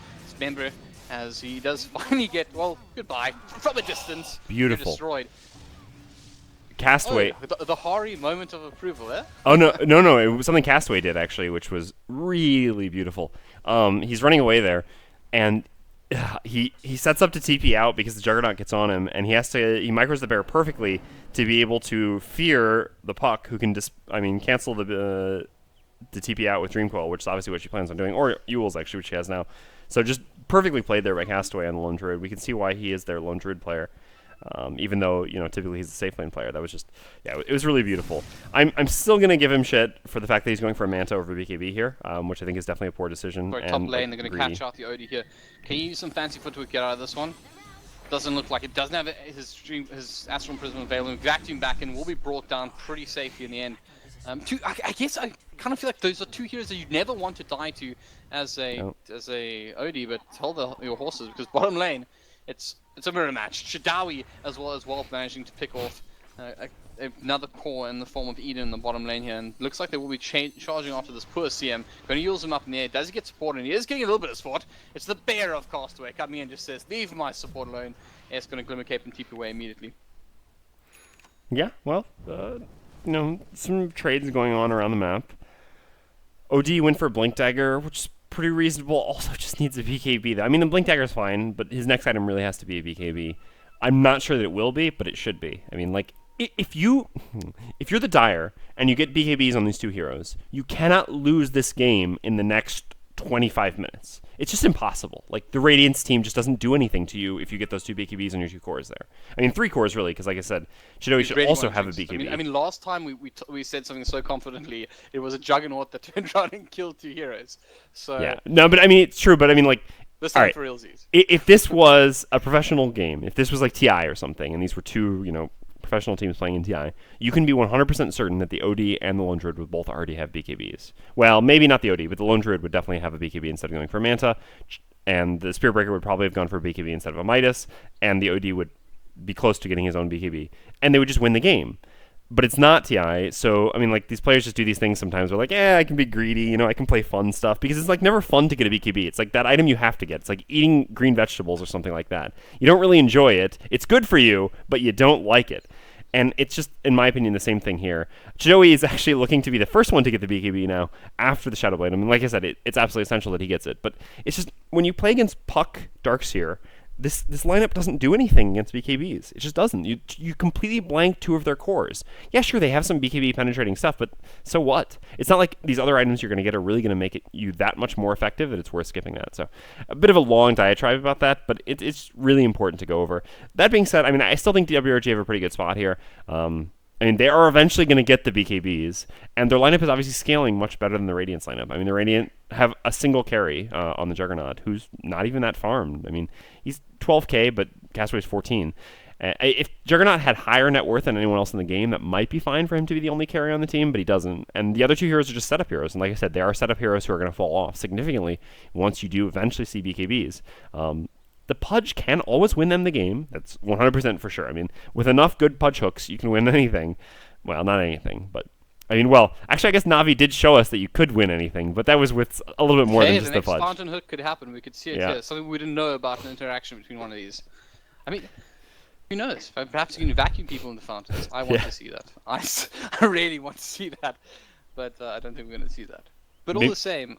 I mean, I have a bit of a question for you. So, my biggest issue is, so if you're in the mindset of the Egyptian side right now, my biggest concern, if I were playing for them right now, is that there's always a way through your Juggernaut. And that comes in the form of that Batrider, because he can always lasso you. He can hold back. If you become a big enough of a threat, he can just sit there and wait. And generally, when you become such a massive threat, I find, just a law of averages, it becomes a case where your team's not really lifting as much weight, right? So the Batrider comes in, he grabs you 100% of the time, and you're in trouble. And there's nothing really there to stop that at the moment. I mean, you do obviously have the opportunity for something amazing, right? Like a hook that comes out and whatnot. But that's got to be a big concern. And I'm curious to know, if you were put in their position right now, how would you want to deal with this scenario?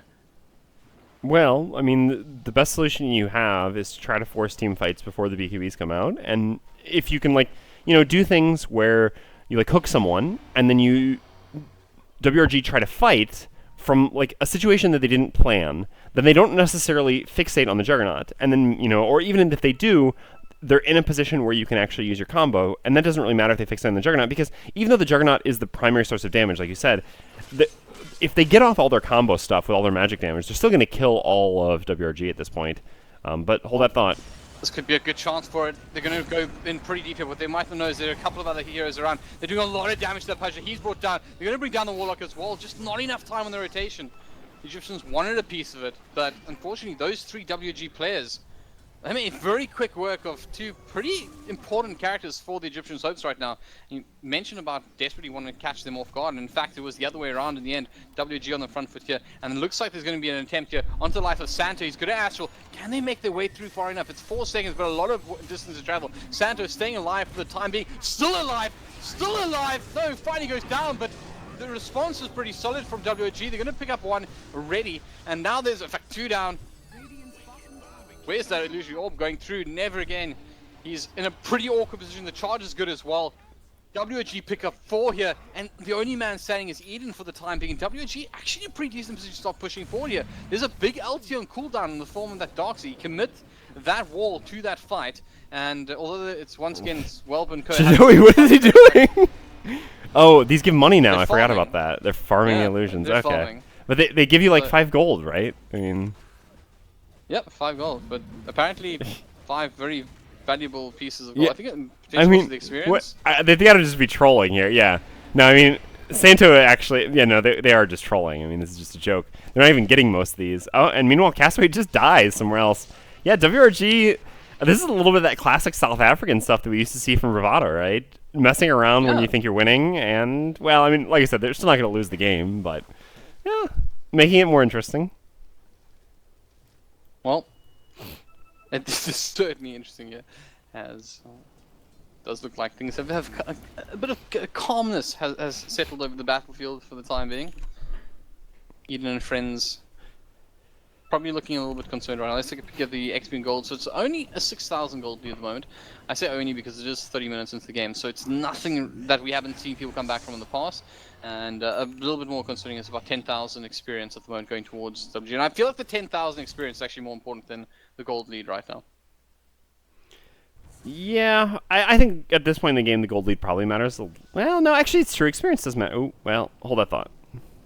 Are they going to find him? Are they going to find him? Oh, No. They must have seen him. Yeah, they were following him, but Well, he had to use his blink dagger in order to get closer to him, so he wasn't able to actually blink and lasso him. He was thinking about the 4 staff, but then he actually would have kind of been in no man's land. So it was a good decision that he didn't go like that. Yeah. No, I mean, you're right that the experience actually matters a fair amount now as well, but, I mean, the gold's still just going to matter more because, like I said, the items which really matter, or, I mean, the things which really matter in this game are the BKBs for WRG, so the more they get a gold lead, the easier it is for them to get the Excitement is BKBs. coming. Excitement is coming, Hari. The smoke gang's good. They're coming through. They're gonna run into a couple here. Let's enjoy them. Does he get any vision on anything? On the back lines, Chadawi and Fizz just walking straight past, and excitement did not come. Excitement did not come. Messing with my emotions, man. Yeah, that was close. I mean, he almost saw the CM there. Even if you killed the CM, though, it just doesn't really matter. So, yeah, it looks like... I mean, the thing is, you can see that the Egyptians understand that they have a time window where they need to get something done. So they're trying very hard to make that happen. But WRG are doing a pretty good job of just avoiding them and continuing to farm up. And we can see now that the OD actually has his BKB, I think, coming to him on the courier. Yep, that is the OD's BKB. So he's got his. Chidoi has his. Castaway may never get his. But regardless, that's 2 of the 3. And I guess Castaway's is maybe the least important since he has obviously the most range. It's the easiest for him to avoid getting into the wall. Oh, hold that thought. It's gonna blow up. Docs here. He scouts out Whelp. He's going to get called. Well, excuse me, called. He's going to get Leslie himself. And now going Shadawi. There's a great dream. But actually interrupts it. There's a walk ulti falling on top of things as well. There's a great fatal bonds you've got to keep into consideration here on the sidelines. Let's just enjoy. He ate Santo, but Santo had a BKB up. And now Hope getting smashed apart on the sidelines. They're going to pick up that Pudge as well. 2 down for 0 for the time being. And now Darkseid is being pummeled. Eden back inside as well. Puck trying to help out. Was Whelp heads for the hills for the time being on the sidelines. So Eden's going to pick up that Bat Rider. We'll finish off this Warlock as well, or Golem as well, as never again interested in the piece of Shadawi here, but he gets charged up the high ground, and a blink comes through from Santa to finish it on. That's an ultra call. Does he want the Rampage, I guess is the question. They know where he is. Eden being scouted up by Shadawi for the time being. Can they make it happen for their buddy? Do they even want to? Diffusal comes out, and he gets saved by the Astral. Nice work there. Very quick, and Rampage on Santa. Well, may not have been the most flamboyant of starts, but he delivered here. Teamwork, as always, but that's Roshan down as well. Rampage for Santa, and suddenly a shout about after a little bit of quietness. And let's just enjoy then. I guess he's a little bit suicidal. Goes back in, wants to give him the double Rampage or something. Santa picks up another one as well. Castaway actually got that one. It up. It's going to be a puck. He immediately goes into phase shift. We'll blink away though onto the high ground, or rather onto the low ground by the ruin. Dream Coil still available. Do they go back in here? I feel like if they drop this Roshan, it pretty much is game, but what do they have to fight with it at the moment? They're going to toss through once again another illusory orb. Judawi scouting. That is a hungry Spirit Breaker. He is going to charge through. Does see never again. He will go into that phase shift. So it's going to buy him a little bit of time. Immediate Shadow Blade comes out. Does he try something sneaky here? They're going to drop the sentry on top of his head. Never again knows. Once again, phase shifts it out. Blinks forward back towards Judawi.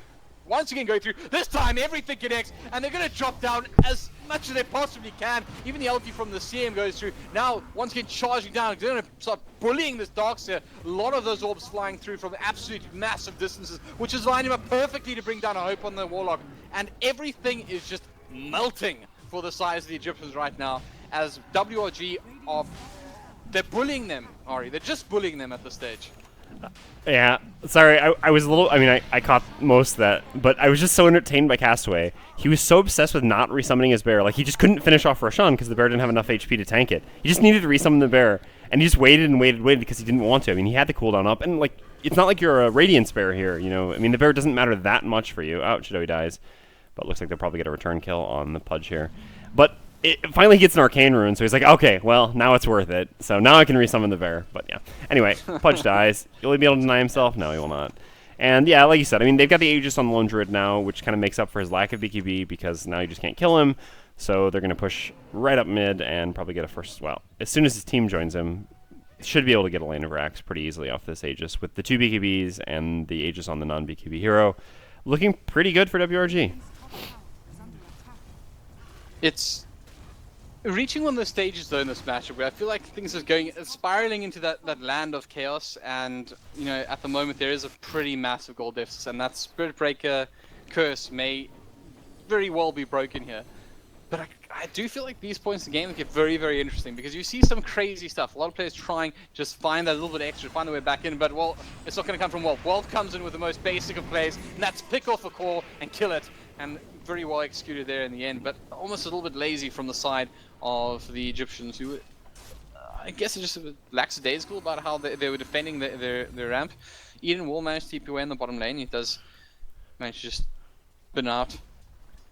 But the push is pretty much on, and Shadawi, the angriest of all Spirit Breakers, the reddest of eyes, and he's back on the map now as well. Yeah, there was no buyback on the Darkseer there either, so it was really big that the Juggernaut managed to force 2 people back. I think they probably still could have tried to go high ground there. I mean, they only needed to send the Batrider back. Batrider with Flame... Oh, hold on. What? No, just the bear. Batrider with Firefly would have probably been able to deter the Juggernaut by himself. They don't think they needed to bring back one more hero, but at the same time, Shadowy was dead, so at best we're just going to be 3 pushing. And yeah, I guess that was too much. So yeah, nice play by the Juggernaut there. Keeping pressure on the side lanes, preventing them from losing a lane of Rax there with the Darkseer dead. But you can see, as long as the Batrider... I mean, it's not even about lassoing. Batrider has a BKB now as well. It's not even about lassoing the Juggernaut. It's just about lassoing the Darkseer. Because Darkseer is all of the Radiance team fight. Like, I mean, all of the heroes revolve around that Darkseer. So when the Darkseer is taken out, like we've seen in the last 2 fights, it's just not possible for the Radiant to really have an effective team fight. And yeah, well, Castaway. What is he going for now? He's going for a Satanic. Yeah, why not? He doesn't have a BKB, which No, he's not. but he does have the Mithril Hammer, which is part of a BKB. Will that satisfy you, Ari? Well, he doesn't have the Mithril Hammer Close yet, but he's enough. got it queued up. But hold on 1 second here, because Putt now looks like that's just going to be ships passing the night. Oh no, Darkseer's going to get caught again. Well, yeah, and that's a pretty long range ultimate coming through from Shidawi. Charges up as well. I feel like he's died a lot in the last couple of minutes. He sort of walks out, gets killed, has a sad face, but looks like there might be more death coming out. It's going to be that Warlock is being pulled onto that high ground now and absolutely nowhere to go. Hope, there is no hope for you as you just get smashed by Castaway on the low ground. And once again, as if to be prettier than any more than necessity, that we'll see that Maelstrom proc one last time. In fact, it's the Mjolnir proc one last time just to finish the deal. Yeah, Putt's going to try to creep skip here, but they're going to go top anyway. The Warlock does have buyback, but the Darkseer still doesn't, so this should be at least one laner X. Well, never again. Going to try and do what he can here. Just stop the sieging WRG players. Well, very far forward. Doesn't have the ultimate for another 12 seconds. So I guess no real need to try and stay super safe. Just have the buybacks coming back this time from the Warlock. Hope. Agnum Scepter available. Wouldn't he love to get that special ulti off? Wouldn't Let's Just Enjoy then? Just love to get a big range hook. And does he? No. Misses. Does not connect. Nobody home. We'll have another opportunity in a couple of seconds, but not before they manage to pick up that tower. But the lasso comes on once more. Lasso, excuse me. Ari, you're gonna be double. Well, that's a pretty good ulti actually coming through from the Warlock, but there's just not a huge amount of follow-up. Santo on the front line starts smashing upon her, changes his concept onto that Darkseer, but it's going to be Eden, in fact. It comes through with it on his staff, picks up one, now wants a piece of Shidawi. Can't quite finish the job thanks to the Shadow Blade. Forced back onto Castaway, they're going to pick up one, potentially Castaway so low, finally drops down, does have the Aegis available to him, wants to finish off that bear though before he respawns. Not quite able to do so. Shidawi on the sidelines very low, as well as that Crystal Maiden, and now Castaway being diffused up. He's actually caught on the low ground. Do they know where he is? Can they see him? Their pings are coming out. They know where the vacuum is good. Castaway not quite brought out. But the creeps doing a favor. He's stunned up. Eden picks up one. 4 down for WRG as once again another twist of the tail. I tell you what, that's an apt name. Let's just enjoy then, because I really am. That was pretty crazy stuff, pretty shocking shoutcasting for that moment, but I tell you what, it was definitely very entertaining. Hari, can you make sense of the madness? Yeah, I mean, it's pretty easy. WRG overcommitted a little bit too far into the base. Well, specifically Santo did, and just ended up dying to Omnislash, kind of forgetting, that could happen to him. While the rest of his team was zoned back by the wall. If everyone had just backed off after the wall there, I mean, like you said, it was a good combo from the Radiant, but at this point, because of the BKBs, and because of the amount of health that the Dire have now, the combo isn't enough on its own, so they actually need the Juggernaut damage to be able to kill people. And so if the Dire had just backed up there, waited out the wall and all that, and killed off the golems, then gone back in, there's just no way they can be stopped in that push, because now everything the Radiant has is on cooldown. Dire still has everything, including the Aegis.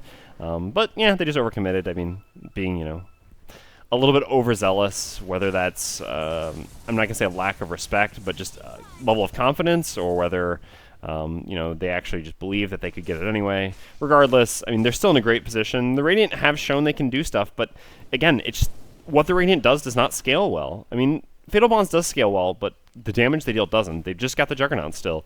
The Puck, he's going for an Aghanims. Well, he actually has an Aghanims done now. But again, this doesn't really bring damage. It just brings more control. They've got a ton of control, but they're going to lack more and more damage as the Dire Heroes just get tankier and tankier as they get more items on their cores.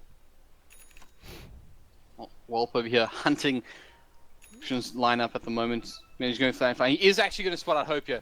Doesn't want to connect the ulti. Nice hook comes out from Let's Just Enjoy them, but it's not going to be enough to save Hope. That's actually a pretty important pickup. Remember, he bought back in the last fight as well. So this is actually a decent opportunity for them to fight. The one key ultimate they're missing at the moment is Santos, who's just 5 seconds away. So he's fighting fit for the time being. WG, maybe this is that opening that they're looking for. Warlock, ulti cooldown, doesn't matter. Can the side of K4, Paradox, Dog, can they survive another engagement here from WRG?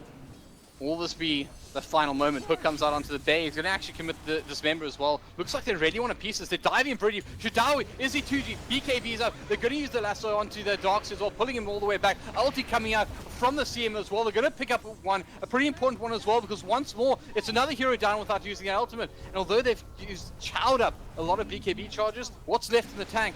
What can they possibly do? Shadawi, the angriest of Spirit Breakers, goes back in, gets dismembered, immediately Astral though. Nice silence comes out from Never Again though, as we do finally see Eden in the front lines. He's just going to delete that Crystal Maiden, as Let's Just Enjoy wants to try bring down Shadawi, but nice full stop, going to get him away from the Pudge. Hook goes wide this time, as Omni Slash does run through. Can he finish off? Not even finishing off Whelp for the time being, and now trying to force back. They didn't manage to save one of their racks. Meanie still standing for the time being. It was pretty costly though, and they will in fact pick up the Batrider, which makes things a little bit better. Shadawi super aggressive in that fight, causing a lot of havoc in the end. It's just a range tracks. In fact, the charge is coming through because they're still in the front foot here. They still want a piece of that Santo OD, and in fact, going all the way past him is the Spirit Breaker who's out to farm. So be it. Do they even know what's going on? Do they know that they're being hunted right now? Castaway, he's in biz at the moment, so he knows exactly what's going on. Gonna start moving around. They don't have any reveal, I believe, but he has shown his bait. Is this some sort of bait? I feel like this could be some sort of... Yeah, he's gonna pull the Pudge away. Goes in. Was this a mistake? He connects with the... No, he doesn't! Castaway manages to fall back. They're gonna dismember the bear though, but Entangle does connect. Castaway on the high ground. He's man-moding, man. Does not care about the fact that he's 3-on-1. Can't quite finish off Pudge, but he does get support from Santo. Santo starts dropping a million orbs on the sidelines. Eden, he wants to finish off Castaway. Castaway, he should be brought down here. He is brought down here. What's the buyback status? That hero respawns fast, but there's no buyback. Can they make something of it? Let's just enjoy that. Goes in, but it's an unfortunate Yule's timing. Comes at Santo now, taking a lot of damage, but does manage to BKB up. Stinks, gets off a massive CMLT on the sidelines. Does quite a bit of damage before getting hexed up. And now the Darks here, he's brought down. Eden, he's all alone.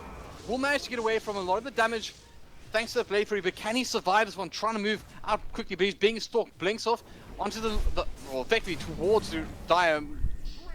Brought down in the end as well, so it's 4-0, and I can't help but feel, Harry, that should that Eels not have just bought that extra time for the side of WG, that could have been a very different fight. Yeah, sorry, I couldn't help but troll Castaway for a second there. So we're going to pretend that we're going to remember this differently because casters don't talk to the players. This is an exhibition match, so we can do what we like, but all the same, nice one, Ari. Yeah. So, well, it's an exhibition match, and they're just trolling around at this point. Like, I mean, this game is so over, but you've seen what they did. Oh, hold on that thought. There's still some more action going on. Yeah, I mean, that is a very adventurous Batrider. Goes in and picks up the Pudge. You're going to commit quite a bit to him, but he does pop that Ghost Scepter, so he's okay for the time being. Taking quite a bit of damage all the same now. Should be brought down, is brought down. Castaway going to finally start finishing off the track. They're going to actually use the fortification early. Buyback comes out from the Pudge. There is the puck back up, and the Darks are back in 6 seconds. Last stand potentially here from the Egyptian side. As WG on the front foot once more start turning their attention towards the top lane. Tier 3 was already brought down there. It's a little bit easier. Castaway just absolutely melting this rack, but he's trying to play a little bit defensively. Shadowbladed charge comes through from Chidari. Hook goes wide. Castaway still interested. They're going to pick up another set of racks. It's probably enough to finish this game, but not without a last stand here. This member comes on Castaway. He gets it back. Nice ulti coming through as well, but forced off into Astral. Can they finish the job here? Wolf's trying to help out his buddy. He will be brought down. WRG actually dropping a pretty important character, but Eden still outside of the fight for the next 20 seconds. Going to start trying to work away at this Pudge. He's pretty tanked for the timing, just thanks to quite a long game and a couple of flesh attacks. Going to pull toward a creep. Creep, help me, he says. As on the side, high ground here, Never Again starts picking away at this Batrider. He's going to get tossed into the air, does force staff himself away. Takes a tag from the goal, and that's pretty important because it has stopped that blink tag availability from. Flame Break flies through as well. Let's just enjoy. He does manage to catch Santo as well. With a little bit of help from the Batrider, though, he's going to be okay for the time being. Sphinx tries to finish the job, though Shadawi now very, very low. Eden following on after him. But the orbs are doing so much damage, just broken. And that should be it. That should be the GG. Eden will buy back one last time for one last stand. But there's just too many. In fact, well, he picks up one. Pretty casual in the end. WG backed off, and that's actually a pretty long cooldown. But surely they just finish this now. They're going to just mess around a bit more, it seems. That's used to deal with what is Whelp doing? Whelp, no. That is amazingly fortuitous. I'm pretty sure that was a crit. Well, I mean, it doesn't matter if it's Thumbs crit or up. not. He's just going to die there if he gets hit, if the blink's disabled. But yeah, I mean, just trolling around, like I said. I mean, this is why. I mean, I agree. Normally, you shouldn't all chat in the game, but you've seen what they've been doing. I mean, they were taking mid racks and they're just diving into the enemy base. They've just been trolling around for a while here. These fights are ridiculous. Actually, it's so hard to figure out what's going on because, well, what is going on? This is basically a whole bunch of people that have descended into madness and a little bit of trolling. It seems like the Egyptians are kind of giving it back. You know, it's not like they've been sort of timing their abilities very well. They've just sort of been playing along with how the game's going. Hook goes wide from let's just enjoy then. As they do set up to defend this bottom rack. So, I mean, it's nice that they're holding on, but one can't help but feel that this game is probably the better parts are probably over, and we're probably just waiting for the inevitable end. Shadawi just going in like a man, goes in, does not get hooked. Bear will get hooked instead, and they're going to actually pick up the punch here as well with that Batrider. Dreamclaw, I'm not even sure where it went, but the wall's pretty decent as well. No Warlock ulti available just yet, so that's going to delay them quite a bit. Ulti comes through from Crystal Bane, it's doing a lot of damage. Omni Slash is somewhere inside the middle of that as well. WG dropped 3 so far. In fact, that's more Castaway. Going to turn around that Juggernaut. Can he finish the job? Not quite. The Healing Ward does come out. The Gemicide's to the deck. Everyone sort of wants it, but no one wants to pick it up. Facia finally comes out as the puck does manage to secure that gem, but Shadawi once more goes in. Can he finish with the puck? No, he gets stunned up. He's going to try and triple kill for the Egyptian side, and WRG, they're ready to take this a little bit more seriously, I guess, because although they're in such a commanding position, come on, fights like that, you could have a problem. At the moment, the gold graph is sliding from a horrific 30,000 plus back towards a horrific 30,000 plus, and the experience has actually shifted quite a bit back towards the 15,000 mark. Was over 30,000 as well. So, Yeah, but I mean, first of all, it's an exhibition game. Second of all, they feel that they can't lose the game. You're right that they can. I still think I mean, as I've said the entire game, it's very unlikely that they lose. They would have to throw a lot more than this. I mean, they've pretty much been trolling / throwing for most of the game, and they're still winning by a huge margin. So, I we were think hostages, sorry. That's what's happening here, because we want to see if there's a game 3, and there's the chance, right? But it's probably not going to happen. yeah, I wouldn't be holding my breath for a game 3 here. But again, there is a chance because the WRG have certainly shown that their throw knows no limits. But yeah, well, we'll see if that can happen. I mean, there's another Roshan up. All the heroes will be up soon. I'm not sure if they'll try to troll around some more or if they will just try to end this game. I mean, it's 15 minutes now. They know that they've won it. I can't imagine they're having this much fun just kind of repeating the same scenarios over and over again. I mean, they did take 2 lanes of racks a little bit ago, but then, yeah, here winning just with 4 heroes to try to go high ground. But, yeah, well, we'll see. Any travels to top, maybe? Yeah, there's nothing to travels to, unfortunately, so it looks like Eden's going to be fine. No, they're going to try the travels. He's got Hex. Top Okay. lane. Yeah, we will see a lot of damage coming out onto what was once a Juggernaut. A Juggernaut actually staying strong at the moment. He's still alive. Does also use the Abyssal Blade onto that Batrider, but Batrider just not really taking a lot of damage here. They will manage to bring down that Disruptor though. And on the sideline, Shadai once again just so angry. They're going to commit the Golem as well, and that can't be anything else but I guess nonsense, tomfoolery, because that was not a good ulti coming out from Hope. And I think he's just kind of wants out. Well, Hope gets smashed apart, absolutely eaten, puck hexed up, hooked back. Violet's just enjoy it, but it's not going to matter. He's trying to get out of trouble now as well. But the entire of WRG is descending upon him. We will force stuff down, and it looks like the one man who's keen to finish off this is Castaway, beating down the bottom racks. But that, in fact, is going to lead to that GG finally being called. It descended into madness, got to be said, but there were some fantastic moments of the game, fantastic, I guess, synergy coming out from the Egyptian lineup a couple of times. But in the end, it was the South Africans that, well, I guess even though this is not an official test match or anything like that, I think put on a really fine performance and made a lot of us very happy to see them win. But Hari, let's go back a step here to when things weren't crazy. Any moments of this matchup that you really felt were defining in the inevitable outcome, regardless of how long it took to finally get there? No, I don't. I mean, it was just an inevitable slide downhill. I mean, I said it from the draft. I thought that WRG had already won the game when they first picked the Lone Druid. So, unsurprisingly, they won the game. I mean, to begin with, the Egyptians needed to have a better draft. They needed to ban Lone Druid and Coddle instead of the Abyssal Underlord. On top, I mean, like, I guess they don't really know WRG, but obviously Castaway is the star player for WRG. Now, WRG has become much more of a team than they were maybe a while ago when it was kind of like the Castaway show. Now, like, I think they function really well as a team in general, so I don't think it's so much in Castaway, but still, like, if you have to have the choice between giving up Abyssal Underlord as the offlane hero or support, potentially, although I doubt that, versus, like, the Castaway Lone Druid, like, I think it's a pretty obvious choice.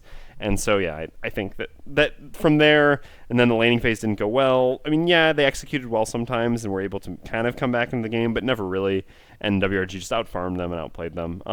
It's just a shame because I really would have liked to see WRG challenged a little bit more, or to have taken the match a little bit more seriously. I mean, I guess in the first game they probably did, and in the second game, usually when you win the first game by a significant margin, it's pretty easy to kind of mess around in the second game, especially when you're winning by a lot from the early stages. So yeah, I really like to see WRG, I mean, going back to like when they played against Bravado, really push their limit and actually trying really hard. Whereas here, again, it was an exhibition match and they were playing against a team I think that they felt better than.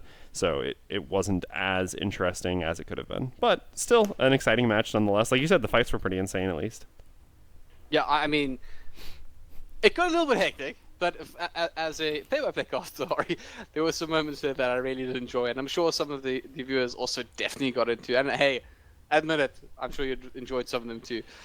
On that note, though, guys, it's been an absolute pleasure. Hari, it's so good casting with you again, man. You're amazing. Just never change. And to all the guys who've been tuning in, thanks so much for the support. Thanks for the amazing support on the stream. Actually, we weren't expecting that much to be on the stream. We expected more to be in game. We haven't really been pushing it, but really appreciate the support on the stream and of course in game. Hope you guys enjoyed it as much as we did.